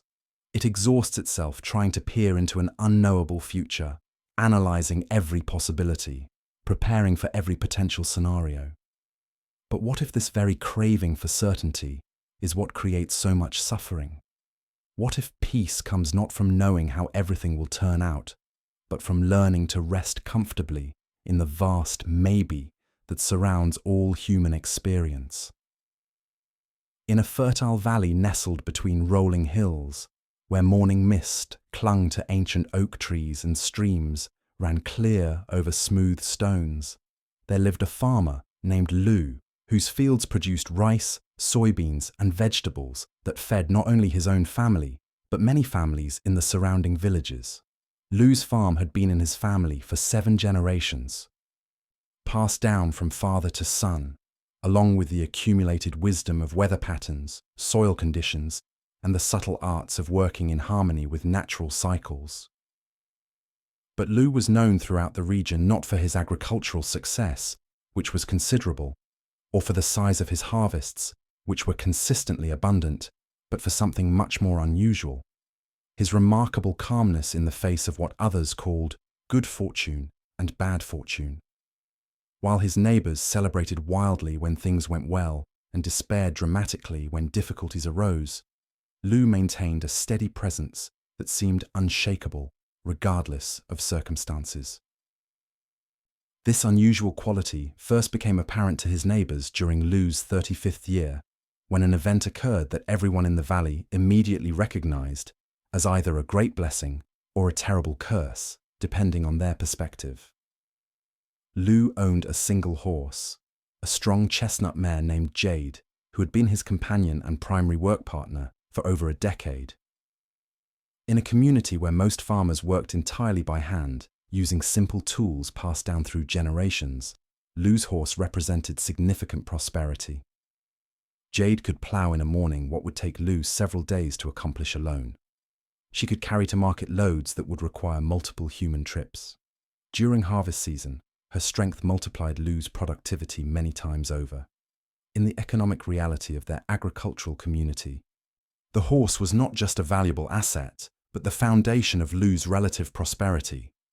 One crisp morning in early spring, when the first green shoots were just beginning to emerge from the rich, dark soil, and the air carried the promising scent of growing things, Lu woke to find his paddock gate standing open. Jade was nowhere to be seen. The wooden fence posts showed signs of recent damage, as if something had spooked the horse during the night, causing her to break through and flee into the surrounding countryside. Lu examined the broken gate with the same methodical attention he gave to all farm problems, noting the direction the horse had traveled and the nature of the damage. But his reaction was notably different from what his neighbors expected. There was no cursing, no apparent distress, no frantic organization of search parties. Lu simply repaired the gate and went about his morning chores. Word of the missing horse spread quickly through the valley's network of interconnected farms. Neighbors began arriving before noon, gathering in Lu's courtyard to offer sympathy and assistance. They brought offers to help search the surrounding hills, suggestions about where Jade might have gone, and most of all, condolences for what they universally recognized as a significant misfortune. Lu, said his nearest neighbor, an elderly man whose own small plot required entirely manual cultivation. This is terrible luck. Just before planting season 2. How will you prepare your fields without the horse? How will you transport your harvest to market? This could ruin your whole year's income. Other neighbors nodded in agreement, their faces showing genuine concern mixed with the subtle satisfaction that sometimes accompanies others' misfortunes. Such bad luck, they murmured. What awful timing. This must be devastating for you. Lou, who had been hoeing weeds in his vegetable garden while his neighbours discussed his predicament, straightened slowly and leaned on his hoe handle. His weathered face, deeply lined from decades of outdoor work, showed no sign of the distress his visitors expected to see. Maybe, he said simply, his voice carrying neither agreement nor disagreement with their assessment. The neighbours were puzzled by this response. They had come prepared to offer comfort for obvious misfortune, but Lou didn't seem to need comforting. His single-word response hung in the morning air like mist that refuses to burn off, despite the sun's warming rays. Maybe, one neighbour repeated, clearly confused. Lou, your horse is gone. Your most valuable possession, your primary source of agricultural power, your main economic advantage, it's disappeared. How can you say maybe about whether this is bad luck? Lou returned to his hoeing, each movement deliberate and unhurried. The rhythmic scraping of his hoe against soil and weeds provided a steady counterpoint to his neighbour's agitation. Maybe, he repeated, offering no further explanation. The neighbours exchanged concerned glances. Perhaps the shock of losing Jade had affected Lou's mental faculties. Perhaps he was in denial about the severity of his situation. They continued to offer practical assistance, help organising search parties, loans of manual labour to compensate for the missing horse, advice about where to look for lost animals. But Lou simply continued his garden work, acknowledging their offers politely, but declining them with gentle firmness. The horse will return if returning serves some purpose, he said. If not, something else will unfold. Frustrated by his apparent lack of appropriate concern, the neighbours eventually departed, muttering among themselves about Lou's strange attitude toward what was clearly a serious setback. Some suspected he was hiding his true feelings out of pride. Others worried that years of solitary farming had made him eccentric. Most concluded that he simply hadn't yet grasped the full implications of his loss. 3 days passed. Lou continued his spring planting preparations, working longer hours to compensate for Jade's absence, but showing no signs of the despair his neighbours had predicted. On the 4th morning, as Lou was eating his simple breakfast of rice porridge and pickled vegetables in the courtyard outside his modest farmhouse, he heard the sound of hoofbeats approaching from the mountain trail that led to higher pastures. Jade came into view first, moving at an easy trot, her chestnut coat gleaming with health and her eyes bright with what looked like contentment. But she was not alone. Following behind her were 4 wild horses, magnificent animals with flowing manes and powerful bodies that spoke of lives lived in freedom among the mountain meadows. Their coats ranged from deep black to silvery grey to rich brown, and they moved with the fluid grace of creatures who had never known harness or bit. The wild horses followed Jade into Lou's paddock as if they belonged there, apparently having accepted her as some sort of leader during their mountain adventure. Lou watched this procession with the same steady attention he gave to weather patterns or crop growth. Interested, observant, but not emotionally reactive to what was clearly an extraordinary development. Word spread even faster than it had when Jade disappeared. By mid-morning, the same neighbours who had come to offer condolences were returning to offer congratulations. They gathered in Lou's courtyard, marvelling at the 5 horses now grazing peacefully in his expanded paddock. "Lou!" they exclaimed with voices full of amazement and perhaps a touch of envy. "What incredible good fortune! You've lost 1 horse and gained 4 more. You're now the richest farmer in the valley. You'll be able to plough 5 times as much land, carry 5 times as much to market. This is the best luck anyone has ever had around here." Their excitement was palpable and infectious. The missing horse had been transformed from disaster to miracle. They calculated the economic implications with obvious enthusiasm. How much additional land Lou could cultivate, how much more grain he could transport, how his prosperity would multiply exponentially with this unexpected windfall of animal power. Lu was sitting in the shade of an ancient persimmon tree, repairing a wooden bucket with the same focused attention he gave to all maintenance tasks. The bucket was old, but serviceable, its staves held together by iron bands that had been shaped by his grandfather's hands decades earlier. His movements were precise and economical as he tightened joints and sealed gaps. Without looking up from his work, Lu responded to his neighbor's celebration with the same simple word he had offered to their earlier condolences. Maybe. Maybe. The neighbors' voices rose in disbelief. How can you say maybe about this? You clearly have the best luck in the province. 5 horses. Most farmers work their entire lives without owning a single horse, and now you have 5 magnificent animals. This is obviously wonderful fortune. Lu tested the bucket's stability, filled it with water from his well to check for leaks, then set it aside to dry in the afternoon sun. Maybe, he repeated, his tone neither dismissive nor argumentative, simply non-committal. The neighbors went away shaking their heads, unable to understand Lu's refusal to celebrate what was clearly an extraordinary piece of good fortune.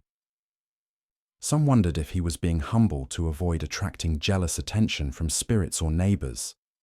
Others thought he might be worried about the practical challenges of managing 5 horses instead of 1. Most concluded that Lu was simply an eccentric man who refused to acknowledge obvious reality. Lu's life did change significantly with the addition of 4 horses to his agricultural operation. The extra animals required more feed, more space, more daily care. His morning and evening routines expanded to include tending to the needs of 5 horses instead of 1. But they also enabled him to cultivate significantly more land to transport much larger loads to complete seasonal work in a fraction of the time previously required.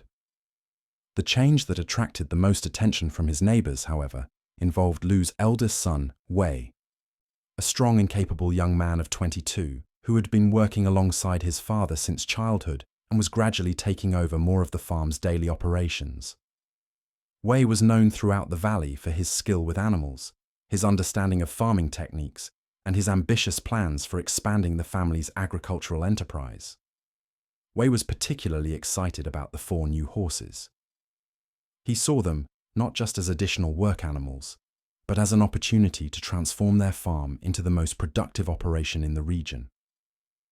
He began developing plans for breaking the wild horses to harness, training them for various agricultural tasks and integrating them into expanded cultivation schedules that would dramatically increase their annual harvest. The training process was challenging. The wild horses had never been handled by humans and initially resisted all attempts at domestication. They were powerful, spirited animals accustomed to complete freedom, and they did not adapt easily to the constraints and disciplines of agricultural work. Wei approached the training with determination and skill, using techniques passed down through generations of his family. He worked patiently with each horse, gradually building trust, establishing communication, teaching them to accept human direction. The process required enormous physical effort, precise timing, and the kind of calm confidence that comes from deep familiarity with animal behavior. It was during the training of the most spirited of the wild horses, a powerful black stallion with intelligent eyes and a magnificent bearing, that the accident occurred. Wei had been working with the horse for several weeks, making steady progress in establishing basic communication and trust. On this particular morning, everything seemed to be proceeding normally. The horse appeared calm and receptive to Wei's guidance, but something, perhaps a sudden noise, perhaps a shift in the wind carrying an unfamiliar scent, perhaps just the unpredictable nature of wild spirits, startled the stallion. In an instant, the animal reared high on his hind legs, his front hooves flashing dangerously close to Wei's head. Wei tried to step back quickly to avoid the hooves, but his foot caught on a piece of training equipment that had been left on the ground. He fell heavily, his left leg twisting beneath him with a sharp crack that could be heard clearly across the training paddock. The stallion, equally startled by Wei's sudden movement and cry of pain, wheeled and galloped to the far side of the enclosure, leaving Wei lying motionless on the packed earth. Lu, who had been working in a nearby field, heard his son's cry and arrived within minutes to find Wei conscious, but in obvious distress. The young man's leg was clearly broken, bent at an unnatural angle that spoke of serious injury. Lu gently examined the break, his weathered hands moving with the same careful attention he gave to injured animals or damaged equipment. "Can you move your toes?" he asked quietly. Wei grimaced, but managed to demonstrate that the break, while serious, had not severed the nerves that controlled movement. Lu nodded and began the process of fashioning a temporary splint from materials at hand, straight branches from a nearby willow tree, strips of cloth torn from his own shirt, leather cords from the training equipment. The process of transporting Wei to the village healer was slow and careful, requiring Lu to convert one of his ox carts into a makeshift stretcher. By the time they returned home, after having the leg properly set and bound, word of the accident had spread throughout the valley's network of farms and villages. Once again, neighbors gathered in Lu's courtyard, but this time their mood was somber rather than celebratory. They came with food for the family, offers to help with farm work that Wei would no longer be able to perform, and most predictably, commentary about the unfortunate turn of events. "Lu," said the same elderly neighbor, who had offered condolences about the missing horse and congratulations about the returned horses with companions. "This is terrible news. Wei is your best worker, your strongest helper, the one you've been training to eventually take over the farm. Now he's crippled, may never walk properly again, and certainly won't be able to handle heavy agricultural work. Those wild horses have brought you nothing but trouble after all." Other neighbors nodded in agreement, their faces reflecting the mixture of genuine sympathy and somewhat satisfied recognition of misfortune that had characterized their earlier visit. "Such bad luck," they murmured. "What awful timing, just when you needed extra help to manage 5 horses. Now you're worse off than when you had just 1. Lu was sitting beside Wei's bedside, brewing medicinal tea from herbs the village healer had prescribed to reduce pain and promote healing. The afternoon light filtering through the paper windows of their simple farmhouse created patterns of brightness and shadow that shifted slowly as the sun moved across the sky. Without looking up from his careful preparation of the tea, Lu offered his now familiar response. Maybe. The neighbors' voices carried a note of exasperation that had become familiar over the months of Lu's consistently non-committal reactions to obvious fortune and misfortune. "Your son is badly injured, possibly permanently disabled. Your most important helper is out of action indefinitely. How can this not be clearly bad luck?" Lu finished brewing the tea, tested its temperature carefully, then helped Wei sit up enough to drink the healing liquid. His movements were gentle and efficient. Focused entirely on the immediate task of caring for his injured son rather than on abstract evaluations of whether the situation represented good or bad fortune. "Wei is alive," he said simply. "His leg will heal. What that healing brings, we will discover when it comes." The neighbors left with the same mixture of frustration and puzzlement they had experienced during previous visits. Lu's refusal to categorize events as clearly positive or negative seemed almost perverse to people who lived in a world where broken legs were obviously bad luck and found horses were obviously good fortune. Over the following weeks, as Wei's leg healed slowly and the demands of managing 5 horses fell entirely on Lu's aging shoulders, the wisdom of the old farmer's perspective remained invisible to most of his neighbors. The additional workload was clearly challenging. Lu had to rise earlier and work later to accomplish tasks that had been shared between father and son. The complexity of managing multiple horses required constant attention and physical effort that would have been difficult even for a younger man. But Lu approached these challenges with the same steady presence he brought to all farm work. He modified his routines to accommodate his son's temporary disability. He simplified some operations and postponed others. He focused on essential tasks and let less critical activities wait for better times. His approach was practical rather than dramatic, adaptive rather than resistant. 2 months after Wei's accident, when the young man was just beginning to walk again with the aid of wooden crutches, but still could not perform heavy labor. A development occurred that completely transformed their neighbors' understanding of the entire sequence of events. War broke out between two rival provinces whose conflict had been building for years over disputed territory and trading rights. The fighting quickly escalated from border skirmishes to full-scale military campaigns that drew in surrounding regions. Military conscription officers began traveling from village to village, collecting able-bodied young men to serve as soldiers in armies that everyone knew would suffer terrible casualties.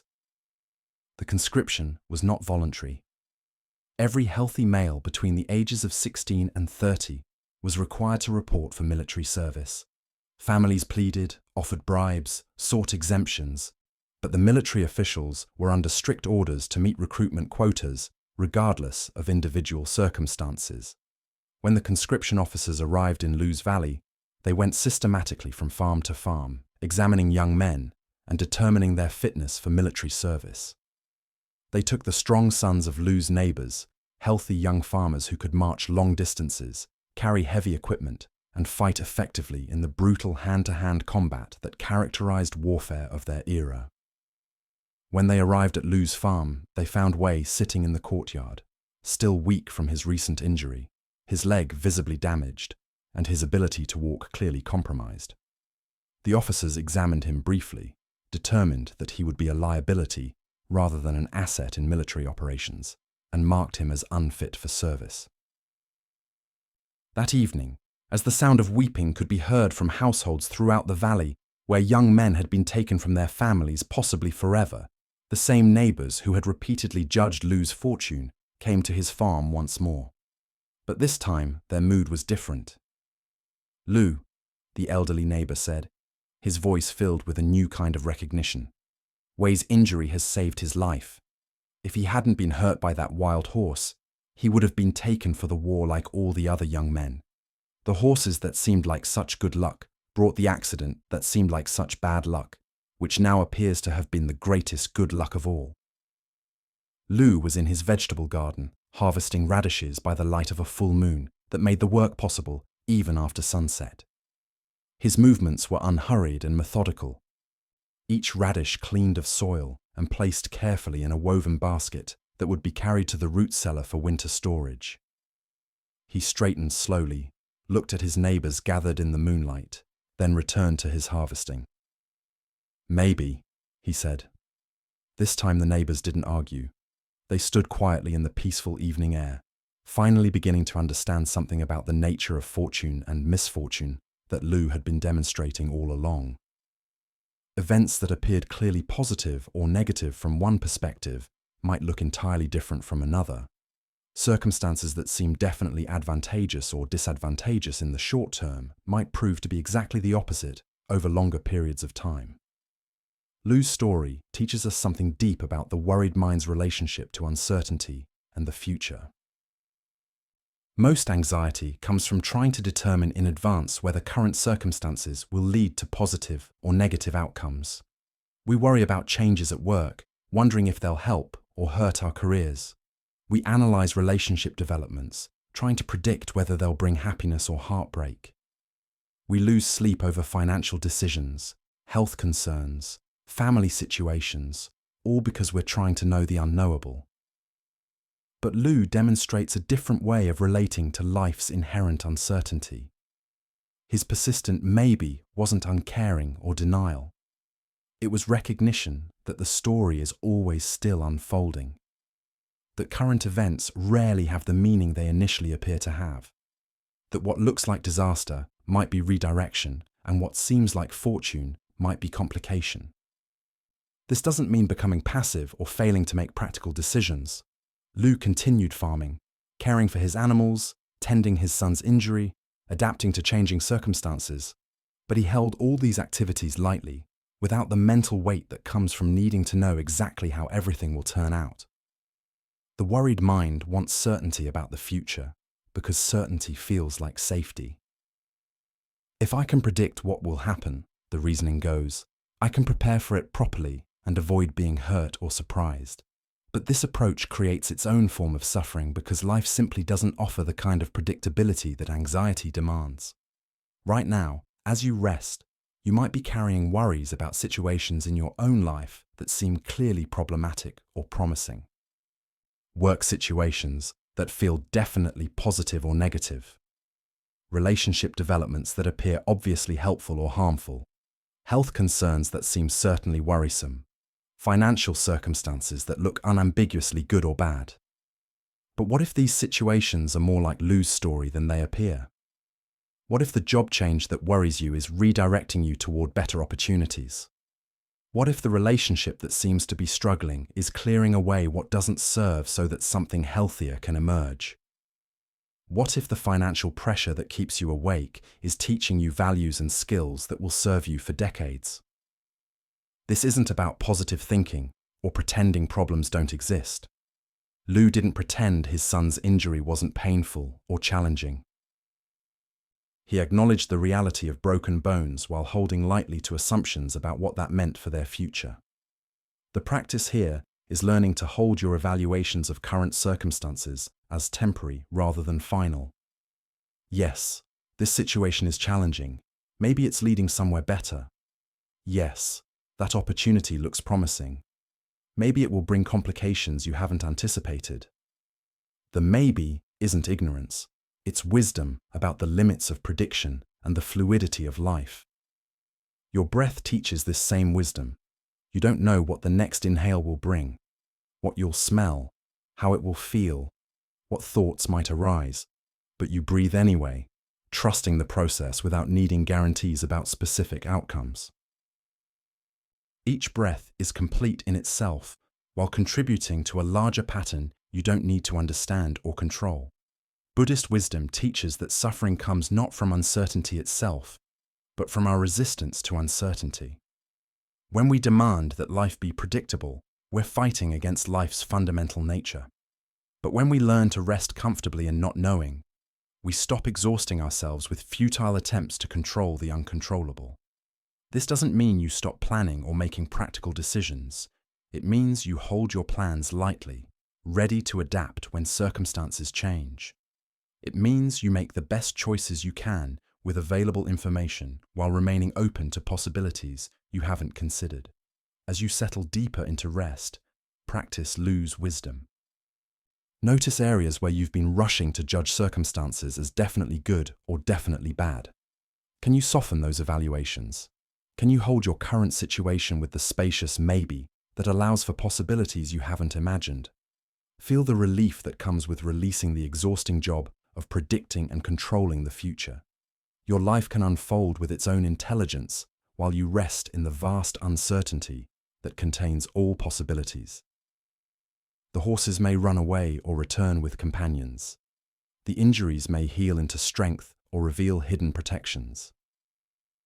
The story continues to write itself while you learn to trust the process rather than needing to know the ending. Tonight, let Lou's teaching settle into your bones. Let your breath carry you into the peaceful, not knowing that allows for genuine surprise, unexpected gifts, and possibilities that exceed your current imagination. The future doesn't need your supervision. Your circumstances don't need your constant evaluation. Life knows how to unfold while you rest in the wisdom of maybe. In a quiet village at the edge of ancient China, where morning mist rose from rice fields like incense from temple altars, there lived a master potter named May, whose hands could transform ordinary clay into vessels of extraordinary beauty.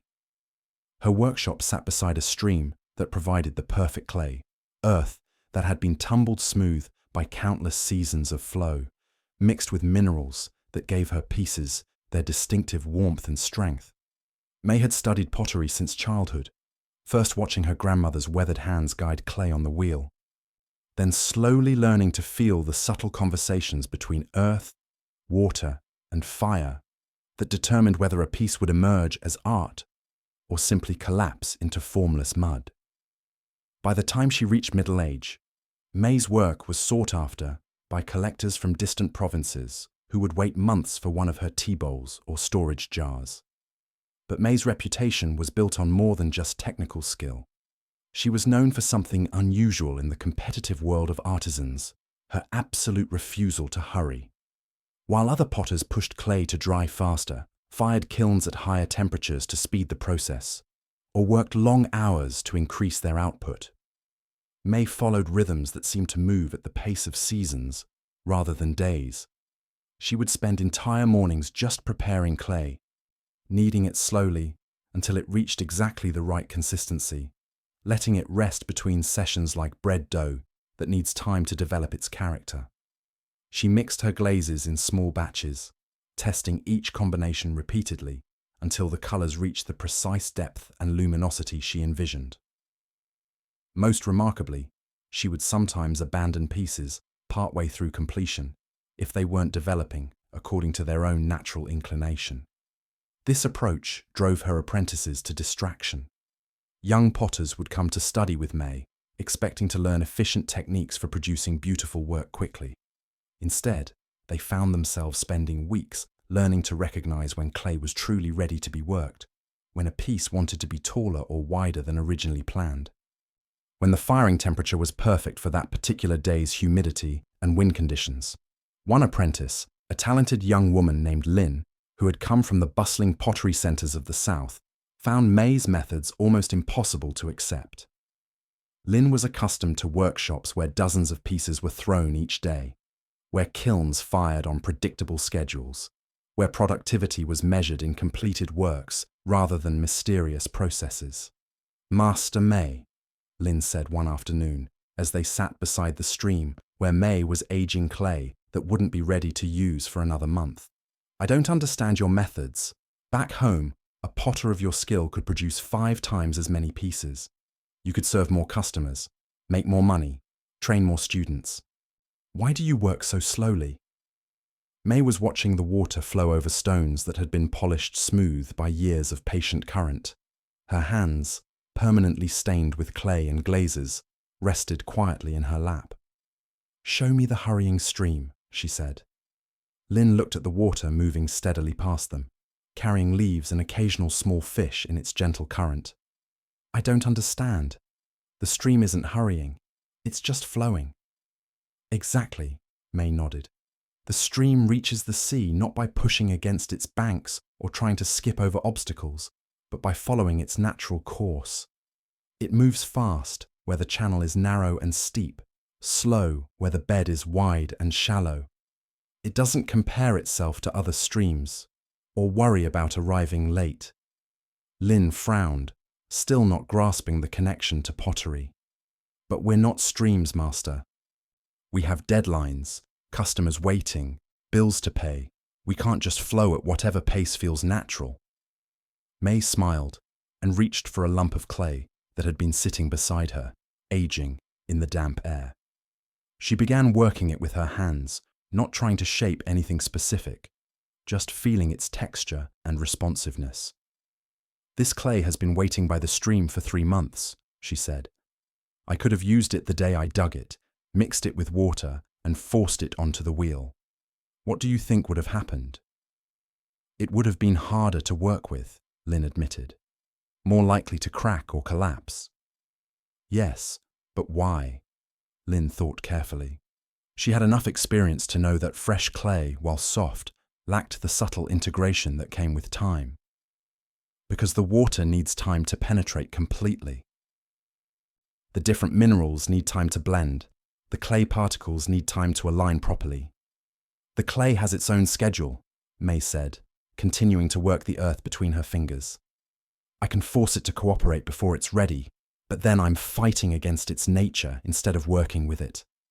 The piece might hold together long enough to fire, but it won't have the strength or beauty that comes when clay and potter work as partners."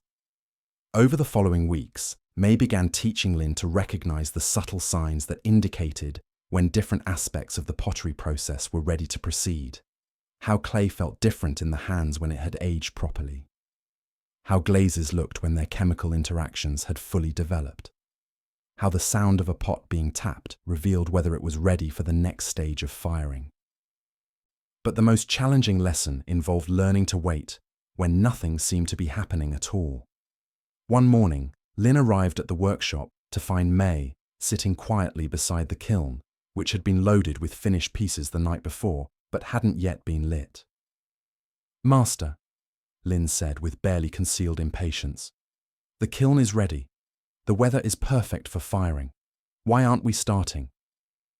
May was holding a cup of tea, breathing in the steam that rose from the liquid.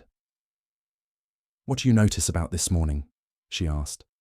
Lynn looked around, frustrated by what seemed like another delay tactic. It's a beautiful day.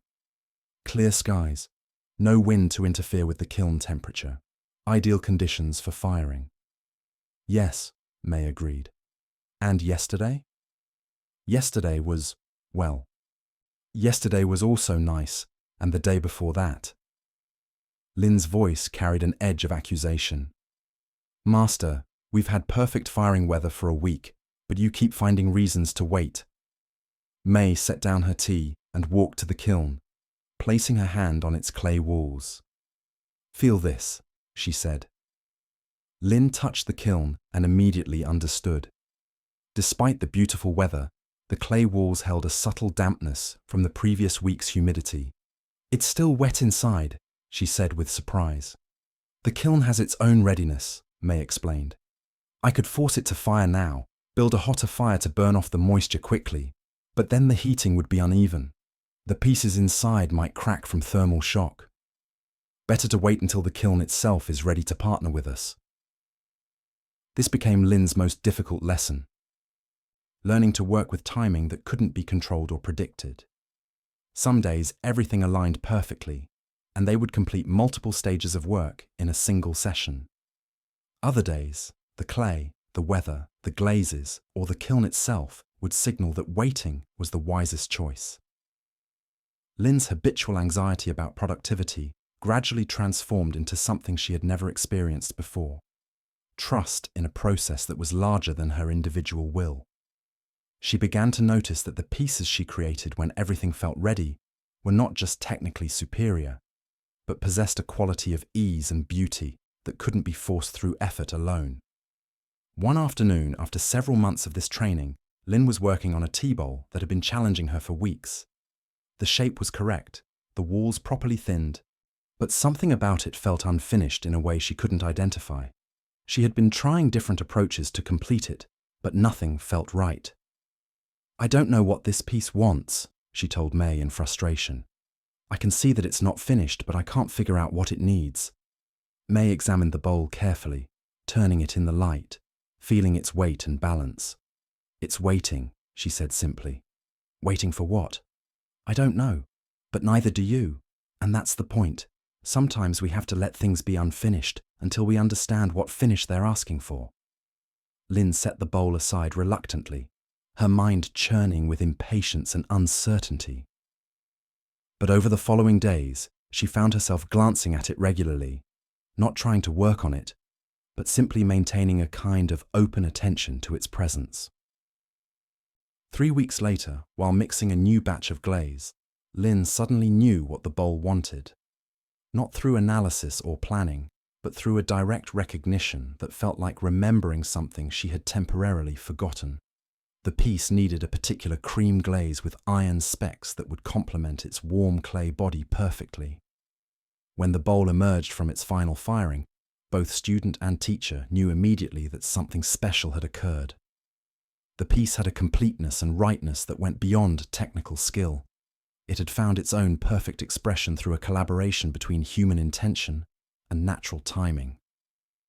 This experience taught Lynn something about worry and patience that changed not just her pottery, but her entire approach to living. She realized that much of her mental suffering came from trying to force outcomes according to her timeline, rather than working with the natural rhythm of development and change.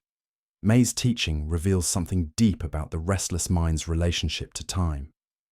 Anxiety often comes from the belief that things should happen faster than they're happening, that we should understand more quickly than understanding naturally develops, that problems should resolve according to our schedule rather than their own complex timing. But life, like pottery, has its own organic rhythm that can't be hurried without damaging the final result. Insights need time to ripen. Healing requires its own seasons. Changes unfold according to principles that are larger than our individual impatience. The worried mind wants to skip the waiting, to rush past uncertainty into premature closure. It demands that meditation work immediately, that therapy provide instant relief, that spiritual practices deliver quick enlightenment. But wisdom, like properly aged clay, develops its strength and beauty through patient time. Right now, as you rest in this deepening night, you can practice May's teaching. Notice areas in your life where you might be trying to force timing, relationships that you want to develop faster than they're naturally progressing, personal changes that you're pushing to happen on your schedule, problems that you're demanding resolve before they've had time to ripen into workable form. Feel the relief that comes with releasing the need to control timing. Your healing doesn't have to happen on your timeline.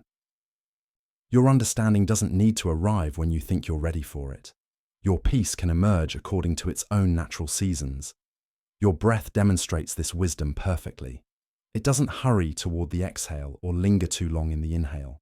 It follows its own organic rhythm, responding to your body's needs without your conscious management. Each breath is complete in its own timing, neither rushed nor delayed. Buddhist wisdom teaches that everything arises when conditions are right, not when we decide they should be right. Like May's clay aging by the stream, your consciousness is always preparing for deeper understanding, even when nothing seems to be happening on the surface. Some of the anxious thoughts you've been trying to resolve might simply need more time to ripen before they're ready for release. Some of the changes you've been pushing might need to develop according to their own internal schedule. Some of the peace you've been seeking might already be developing in hidden ways that will only become visible when the timing is complete. Tonight, let May's patience guide you into rest. Don't try to sleep faster than sleep wants to come. Don't push your mind toward peace more quickly than peace wants to arrive. Let your consciousness settle according to its own natural rhythm, trusting that rest knows its perfect timing better than your intention does. The kiln of your awareness has been warming throughout this night's journey. The clay of your understanding has been aging in the stream of these stories. Everything is preparing for the perfect moment of completion, but that moment can't be forced or predicted. It can only be received when it naturally arrives. Feel how your body already knows this rhythm of ripening. Your muscles don't release all their tension at once, but gradually layer by layer according to what's ready to let go. Your breathing doesn't immediately find its deepest rhythm, but slowly settles into increasingly restful patterns. Rest in this natural timing. Trust that your deepest healing is happening even when you can't perceive it. Like clay aging by the stream, you are always becoming more workable, more beautiful, more ready for the next stage of your unfolding. The master potter of your own awareness knows exactly what you need and when you need it. Tonight, let that wisdom work without your interference, shaping you according to perfect timing that serves your highest good. The night deepens around you like water around a stone, and your understanding continues to unfold in layers. May's teaching about patience and natural timing has shown you that wisdom cannot be hurried, that some things must ripen according to their own seasons. But there's one more bridge to cross before reaching the deepest teaching of all, the bridge between patience and complete trust, between waiting for readiness and surrendering to forces larger than individual will. The worried mind not only wants to control outcomes and timing, it wants to be the captain of every experience, steering consciousness according to its own limited understanding of how things should unfold. But sometimes, the deepest peace comes not from better navigation, but from learning when to stop fighting the current and let larger intelligence guide the way. Along the coast of ancient Vietnam, where the South China Sea met land in a maze of inlets, channels, and hidden harbors, there lived a sea captain named Thuy, whose reputation extended from the Mekong Delta to the trading ports of southern China. Thuy commanded a sturdy junk with sails that could catch the faintest breath of wind, and a hull deep enough to carry precious cargo safely across waters that claimed lesser vessels regularly. For 15 years, Thuy had navigated these treacherous waters through pure skill and determination. She knew every reef that could tear open a hull, every sandbar that shifted with the monsoon tides, every channel where currents ran contrary to the prevailing flow. Her charts were detailed beyond anything available to other captains, marked with notes about seasonal variations, tide changes, and the subtle signs that indicated when conditions were favorable for different passages. Thui's approach to seamanship was built on comprehensive preparation and absolute control. Before each voyage, she would spend days studying weather patterns, consulting with local fishermen about current conditions, and calculating precise routes that would minimize risk while maximizing speed. Once at sea, she commanded her crew with exacting precision, adjusting sails by degrees, changing course at the first sign of unfavorable conditions, fighting against any force that threatened to push her vessel off its planned trajectory. This method had served her well for many years. Thui's cargo always arrived on schedule and undamaged. Her crew respected her expertise and trusted her judgment completely. Merchants competed for space on her vessels because they knew their goods would reach their destinations safely. But as Thui entered her 40th year, something began to change in her relationship with the sea that she had spent her life trying to master. The familiar waters started to feel different, more unpredictable, as if currents she had mapped carefully were shifting, according to patterns she couldn't decipher. During one voyage that should have been routine, a simple run from the port at Hoi An to the trading center at Saigon with a cargo of silk and ceramics, Thui encountered conditions unlike anything in her extensive experience. The wind died completely just after dawn, leaving her vessel becalmed in waters that should have been flowing with favorable current. Thui consulted her charts and instruments, trying to determine why the sea had become so unnaturally still. According to all her calculations, strong currents should have been carrying them steadily toward their destination, even without wind assistance. But the water around their vessel was mirror calm, reflecting the morning sky like polished bronze. "Captain," called her first mate, an experienced sailor named Duke, who had been with her crew for over 8 years. "Should we deploy the oars? We could make some progress even in these conditions." Thui considered this option, but rejected it quickly. Rowing would be exhausting work in the rising heat of the day, and they would make minimal progress against what she assumed must be contrary currents hidden beneath the still surface. "No," she decided. "We'll wait for the wind to return. This calm won't last long." But the calm did last. Hours passed with no breath of wind and no movement of current. The sun climbed higher, turning the deck into a furnace that made any physical exertion nearly unbearable. Thui paced restlessly, checking her instruments repeatedly, scanning the horizon for signs of changing weather. By midday, her frustration had transformed into something approaching panic. They were already behind schedule, burning through their water supplies while making no progress toward their destination. The cargo in their hold included perishable goods that would spoil if the voyage took too much longer. Her reputation for reliable delivery was at stake. "We'll use the oars after all," Thui announced to her crew. "Half shifts to prevent exhaustion. We'll row until the wind returns." The crew complied without complaint, but their efforts proved futile. Despite their best attempts, the vessel barely moved. It was as if the sea itself was holding them in place, refusing to allow progress in any direction. The harder they rowed, the more the still water seemed to resist their efforts. By late afternoon, Thui was in a state of desperation that her crew had never witnessed before. She had tried every technique in her considerable arsenal, adjusting their position, changing their heading, deploying different combinations of sail and oar, but nothing worked. They remained trapped in the unnatural calm, as if held by invisible anchors. That evening, as the sun set in spectacular colors that Thui was too agitated to appreciate, an elderly fisherman in a small boat approached their vessel.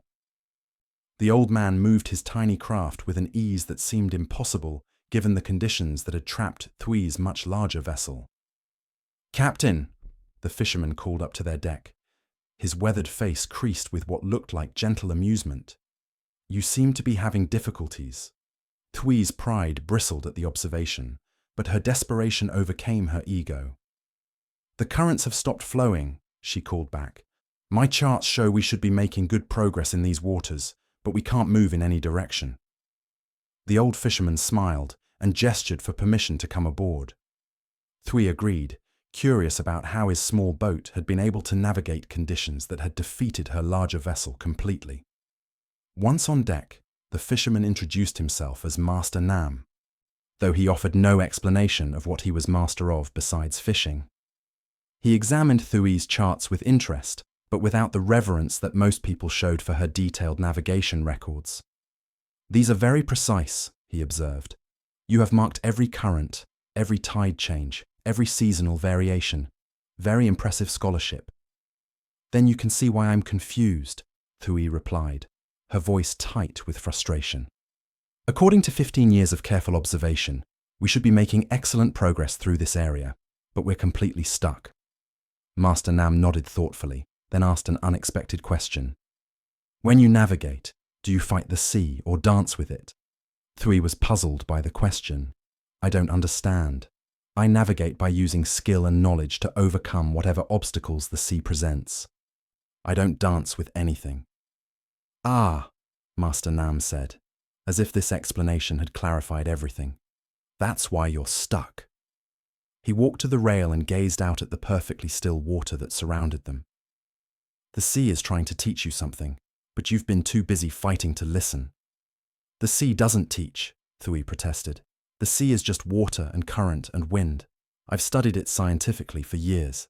It follows predictable patterns that can be mapped and understood." Master Nam reached into the small bag he carried and pulled out a handful of flower petals, frangipani blossoms, that still held their sweet fragrance, despite being separated from their tree. Without explanation, he scattered the petals on the water near their vessel. Thuy watched with growing amazement as the petals began to move, not randomly, but in a pattern that revealed subtle currents flowing in directions her instruments hadn't detected. The water that had appeared completely still was actually moving in complex spirals and eddies, creating a kind of liquid maze that her vessel had been too large and rigid to navigate. "The current isn't gone," Master Nam explained quietly. "It's dancing, but you've been trying to march through a waltz." Over the next hour, as twilight deepened into night, Master Nam taught Thuy to read signs she had never learned to see. The way starlight reflected differently off water, moving in various directions. The subtle sounds that indicated hidden currents. The almost imperceptible movement of floating debris that revealed the sea's true patterns. Most importantly, he taught her to feel the sea's movement through the vessel itself, instead of trying to impose her own course against its natural flow. "Stop fighting," he said simply as Thuy stood at her ship's wheel. "Feel where the water wants to take you. Then use your sail and rudder not to overpower its movement, but to dance with it." This advice went against everything Thuy had learned about seamanship. Her entire approach was built on using superior knowledge and technique to overcome natural forces. The idea of surrendering control to currents she couldn't fully predict felt like professional suicide. But their situation was already desperate and conventional methods had failed completely. With deep reluctance, Thuy began experimenting with Master Nam's approach. Instead of fighting to maintain her planned course, she allowed the vessel to drift with whatever current they encountered, using small adjustments of sail and rudder to guide rather than force their direction. At first, the movement felt random and terrifying. They seemed to be traveling in circles, following currents that led away from their intended destination. But gradually, a larger pattern began to emerge.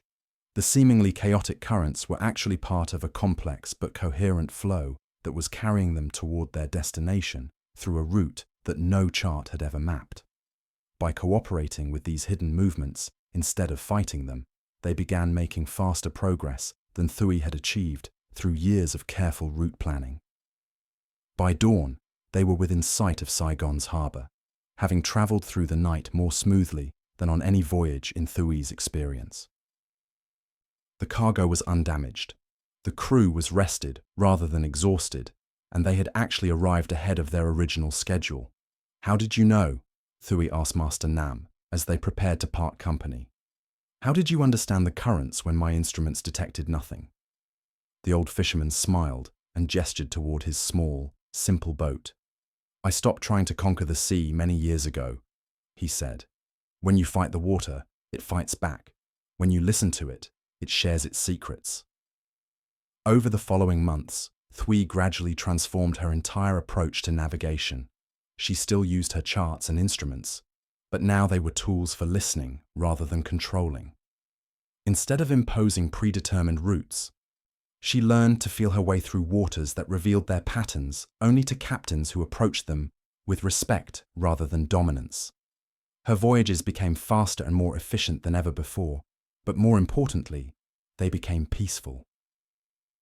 Thuy no longer spent her time at sea in constant tension, battling against forces she couldn't control.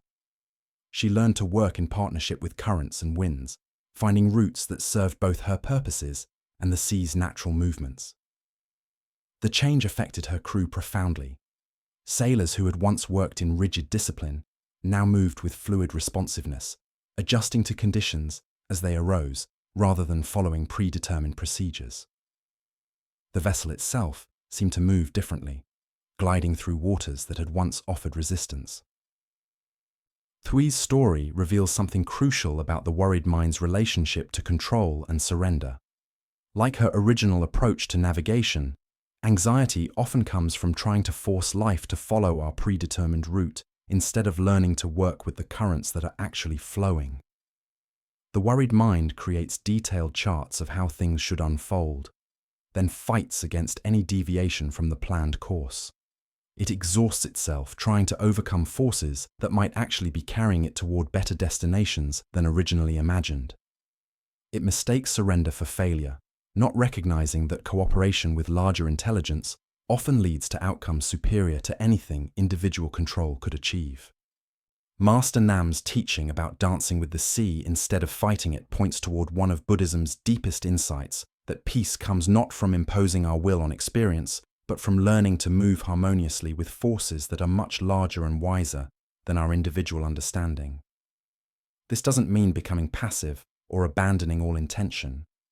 Thuy still had destinations to reach and cargo to deliver safely, but she learned to achieve these goals by working with natural flows rather than against them, by listening to what was actually happening rather than insisting that conditions conform to her expectations.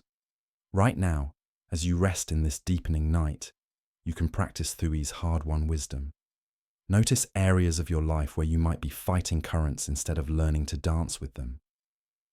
Relationships that aren't developing according to your timeline, career changes that seem to be taking unexpected directions, personal healing that's following patterns you didn't anticipate.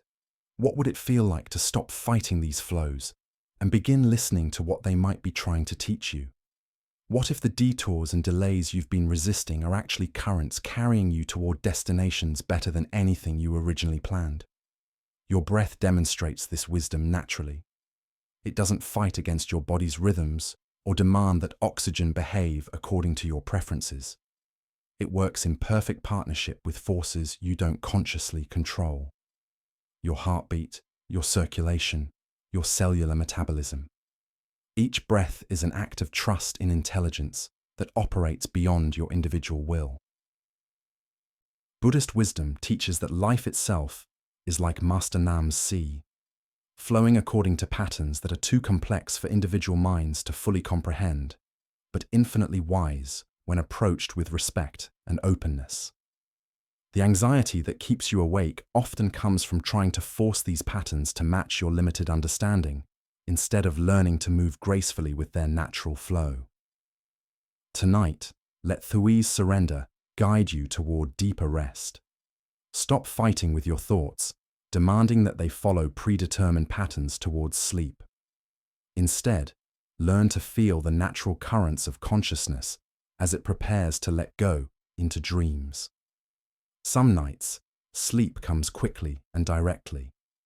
Other nights, it approaches through circuitous routes that your conscious mind doesn't understand. Both patterns can carry you safely to rest if you learn to work with them instead of against them. Feel how your body already knows this dance of surrender. Your muscles don't force themselves to relax. They simply stop holding tension when it's no longer needed. Your heartbeat doesn't struggle to slow down. it naturally adjusts to your decreasing activity. Your entire nervous system knows how to shift from active engagement to restorative rest without your conscious management. Trust this intelligence that operates through you but beyond you. Let it guide your awareness into the peaceful depths that await when you stop trying to navigate consciousness with the limited instruments of individual control. The sea of your own awareness has currents that lead to profound rest, but they can only be found by listening rather than commanding. Tonight, let Master Nam's wisdom teach you to dance with the natural flows of your own consciousness, moving in harmony with forces that know exactly how to carry you toward the deep peace you seek. Stop fighting the current of this moment. Feel where your awareness wants to drift. Use the gentle adjustments of attention, not to force a particular direction, but to dance gracefully with whatever movements arise. In this surrender, you'll find something far better than the sleep you are trying to control. You'll discover the vast ocean of rest that appears when you finally stop fighting the tide and let larger wisdom carry you home. The deepest hour of night surrounds you now, and your journey through these ancient teachings has been working on levels far below conscious thought. Your breathing has found its most natural rhythm, slow and effortless, as mountain streams flowing toward the sea. The tensions you carried when this began have melted like snow in spring sunlight. Your mind has learned to rest in spaces it once filled with endless activity. You've traveled with Chen from marketplace anxiety to mountain peace, discovering that the breath is always available as an anchor in stormy thoughts. You've walked with the monks who showed how to set down burdens that exist only in memory and imagination. You've sat with Wei in his cluttered study and learned how spaciousness itself can heal an overwhelmed consciousness. You've stood with Lu in his fields, watching fortune and misfortune reveal themselves as movements in a story too large for immediate judgment. Now comes the final teaching, one that shows how all these insights flow together into a silence so profound that it transforms not just your sleep, but your understanding of what consciousness itself can become when it stops grasping for anything at all. In the remote mountains of ancient Korea, accessible only by paths that wound through forests of cedar and pine, where morning mist gathered like prayers made visible, there stood a Zen temple known throughout the region, not for the complexity of its teachings, but for their complete absence. The temple was small and simple, built of weathered wood that had been polished silver by countless seasons. Its gardens were spare but perfect. A few carefully placed stones, a single ancient maple tree, a pool of water so still it reflected sky like a mirror made of liquid light. Master Yunmen was the temple's sole teacher, an elderly man whose presence seemed to contain more silence than most libraries contain words. He had been practicing meditation for over 50 years, but unlike many masters who became known for their eloquent Dharma talks or profound commentaries on sacred texts, Master Yunmen had gradually said less and less as the decades passed until he barely spoke at all. Students traveled from distant provinces to hear his teachings, carrying with them scrolls of questions they hoped to have answered, famous puzzles they wanted explained, spiritual problems they needed help resolving. What they found instead was a small, quiet man with eyes like mountain lakes, deep, clear, and somehow refreshing just to look into. He would sit on a simple cushion in the temple's main hall and breathe, sometimes for minutes, sometimes for hours. The breathing was not a technique or a demonstration. It was simply what was happening, as natural as wind moving through pine branches or water flowing over stones. This frustrated many visitors, especially those who came seeking urgent answers to pressing spiritual questions. They would arrive with backpacks full of problems and concerns, expecting lectures, discussions, detailed instructions, and clear guidance for their meditation practice. Instead, they encountered silence so complete it seemed to have weight and texture, like a presence rather than an absence. On a crisp autumn morning, when the maple tree in the temple garden was dropping leaves the color of fire, a young government official named Park arrived at Master Yunman's temple.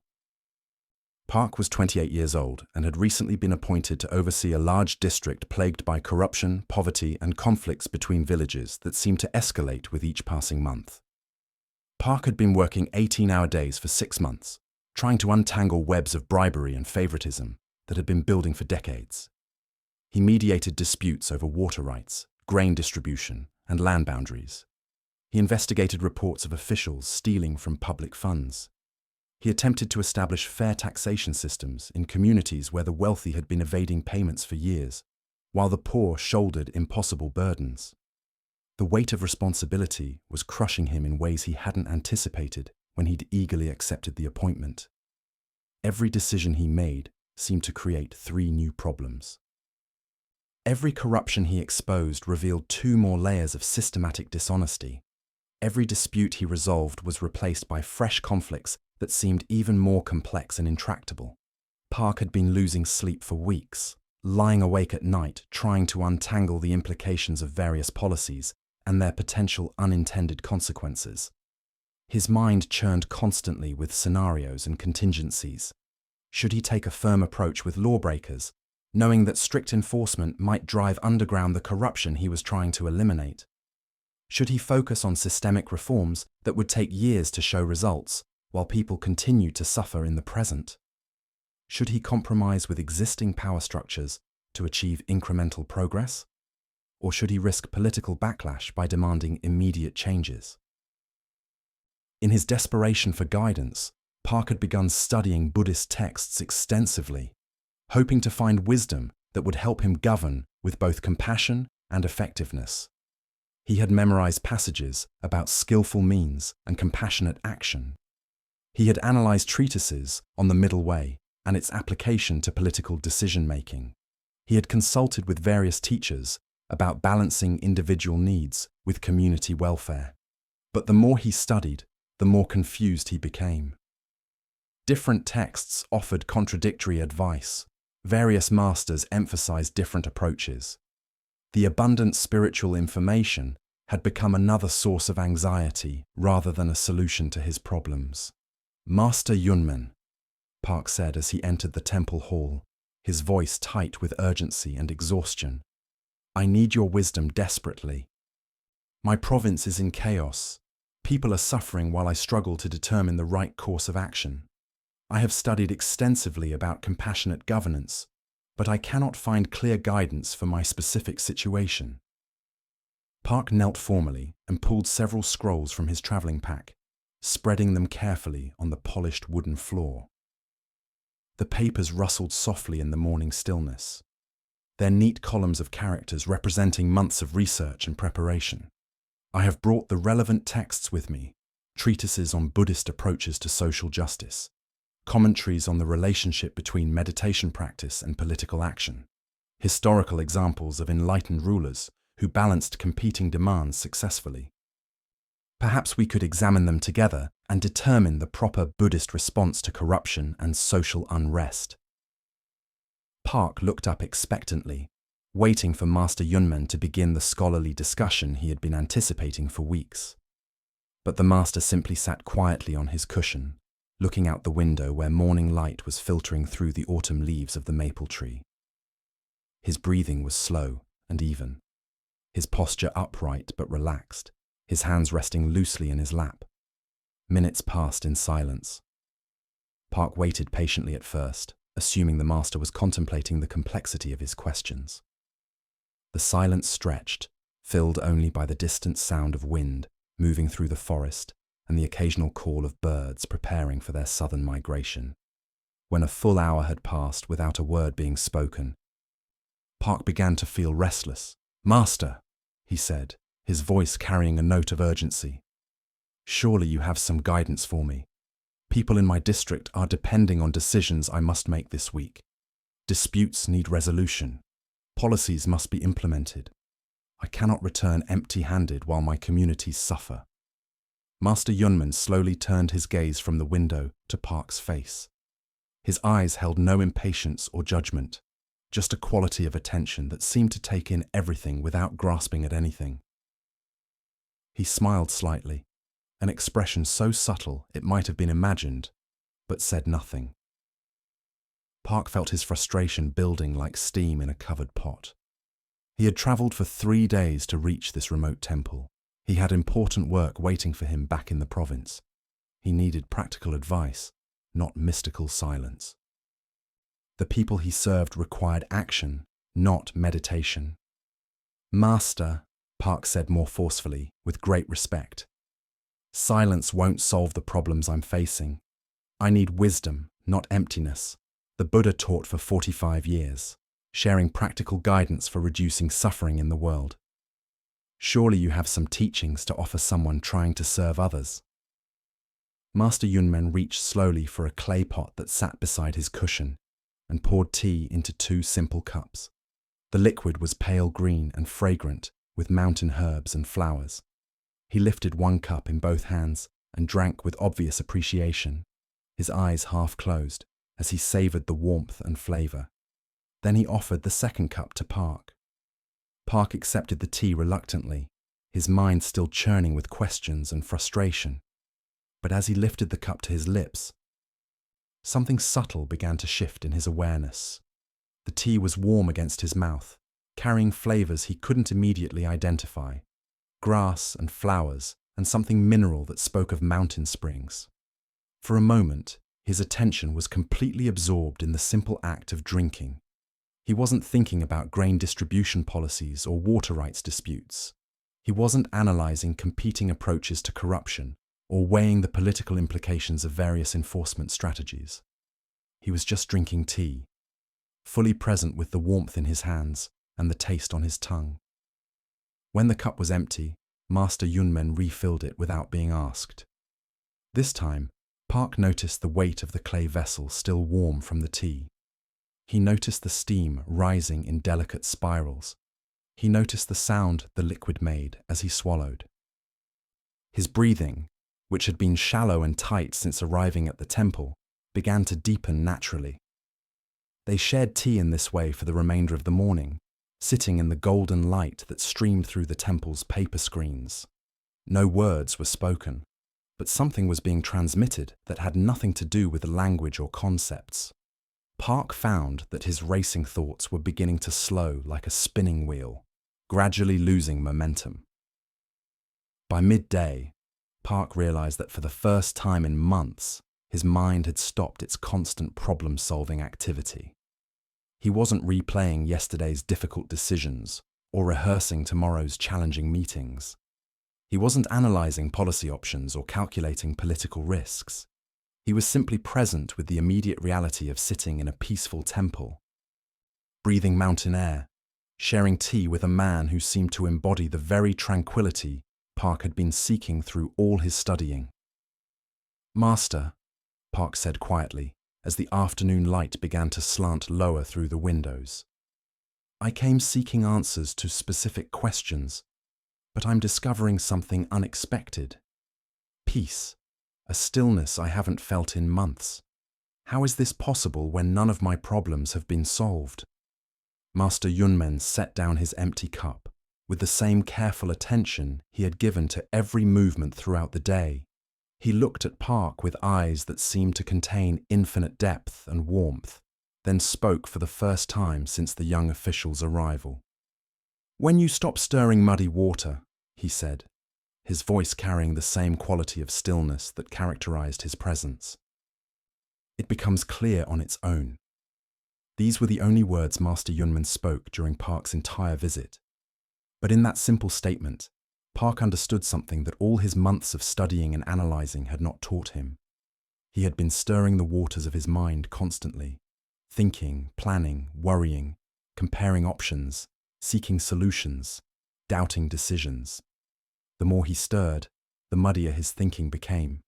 The more frantically he searched for answers, the more confused and overwhelmed he felt. But in the silence of the temple, he had stopped stirring. And in that stillness, a natural clarity had begun to emerge. Not answers to his specific policy questions, but something more fundamental. A calm awareness that could meet any situation without being overwhelmed by it. Park remained at the temple for 4 more days, sitting in silence with Master Yunmen. They took meals together, worked in the temple garden together, and meditated together, all without extensive conversation. Occasionally, the master would make a brief observation. The persimmons are ripening, or rain comes before evening. But mostly they inhabited a companionable quiet that seemed to deepen Park's understanding without adding any information to his conscious mind. Each day of silence revealed new layers of peace Park hadn't known existed within him. His breathing continued to deepen and slow. His shoulders, which had been perpetually raised in a posture of defensive readiness, gradually lowered into a more natural position. The knot of anxiety that had taken up permanent residence in his stomach began to dissolve like salt in warm water. More surprisingly, Park began to experience moments of what he could only describe as natural wisdom. Insights that arose not from thinking, but from the spacious awareness that remained when thinking stopped. Sitting quietly in the temple garden, watching leaves fall from the ancient maple tree, he would suddenly understand something about balancing competing demands or approaching conflicts with both firmness and compassion. These insights didn't come as thoughts or ideas, but as a kind of direct knowing that felt more reliable than any conclusion he had reached through analysis. When he tried to grasp them with his intellectual mind, they would slip away like water through cupped hands. But when he simply rested in the awareness from which they arose, they remained available as a source of guidance that needed no external validation. When Park finally prepared to return to his duties, he felt fundamentally changed. Not because he had received detailed instructions for handling corruption or specific strategies for resolving conflicts, but because he had discovered the still place within himself from which wise action could arise naturally. Back in his province, Park's approach to leadership was transformed completely. Instead of frantically consulting texts and seeking advice when difficult situations arose, he would first reconnect with the inner stillness he had found in Master Yunmen's presence. From that calm center, appropriate responses would emerge without strain or uncertainty. When village disputes required his attention, instead of immediately imposing solutions based on legal precedents or administrative policies, he would listen deeply to all parties until the underlying issues became clear. Often, he would find that conflicts which appeared complex and intractable were actually simple misunderstandings that dissolved when people felt truly heard. When corruption was discovered, instead of reacting with anger or implementing complicated enforcement mechanisms, he would respond with the kind of firm compassion that emerged from his centered awareness.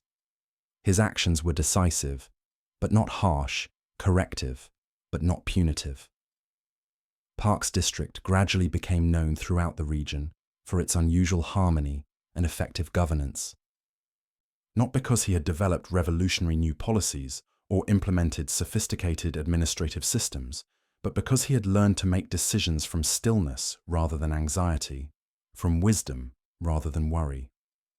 Years later, Park would often return to Master Yunmen's temple, not to seek advice about specific challenges, but to reconnect with the silence that had taught him everything he truly needed to know about leading others and serving the common good.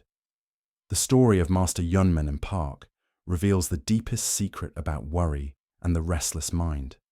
All the analysis, all the seeking, all the mental effort we invest in trying to solve our problems often prevents the very clarity we're looking for from emerging naturally, like muddy water that becomes clear when we stop stirring it. Consciousness reveals its natural wisdom when it's allowed to settle into stillness.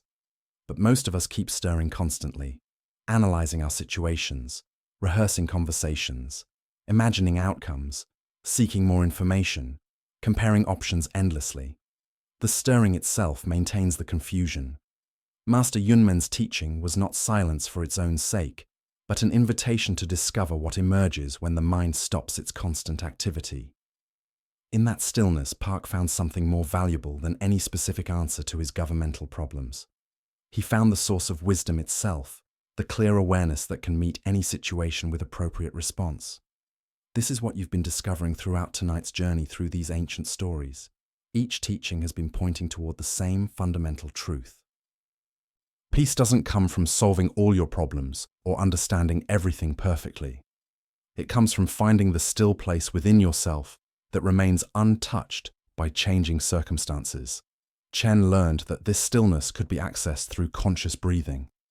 When his merchant mind stopped racing toward imaginary future problems, he could rest in the simple reality of air moving in and out of his body. The two monks demonstrated that this peace comes from learning not to carry unnecessary burdens. Like Master Jin setting down the woman at the river, you can respond fully to life's actual demands without carrying every interaction forward in memory and imagination. Wei's story showed that wisdom requires not more information, but more space. When his mind was cleared of excessive collection, insight could arise spontaneously without being forced or manufactured. Lu the farmer embodied the understanding that peace comes from embracing uncertainty rather than demanding that life conform to our preferences. His patient maybe was another expression of the same stillness that Master Yunmen demonstrated. And now, Master Yunmen's wordless teaching reveals how all these practices point toward one destination: the natural clarity of awareness when it's not being constantly disturbed by mental activity. Right now, as you rest in the deepest part of night, you can experience directly what Park discovered in that mountain temple. You don't need to understand every detail of these stories or remember all their lessons. You don't need to analyze their meanings or figure out how to apply their teachings. You can simply stop stirring and let your awareness settle into its natural clarity. Feel how your body has been releasing throughout this night's journey. Your breathing has found its own perfect rhythm, requiring no management from your conscious mind. The places that were tight with accumulated tension have softened like earth after gentle rain. Your mind has been learning to rest in the spaces between thoughts, rather than filling every moment with mental activity. This is Master Yunmen's teaching demonstrated through your own direct experience. The peace you've been seeking was never hidden in complex solutions or sophisticated techniques. It was always available in the simple act of stopping the struggle, stopping the analysis, stopping the endless stirring that keeps awareness cloudy. Your breath continues its ancient rhythm without your supervision. Your heart beats steadily without your conscious direction.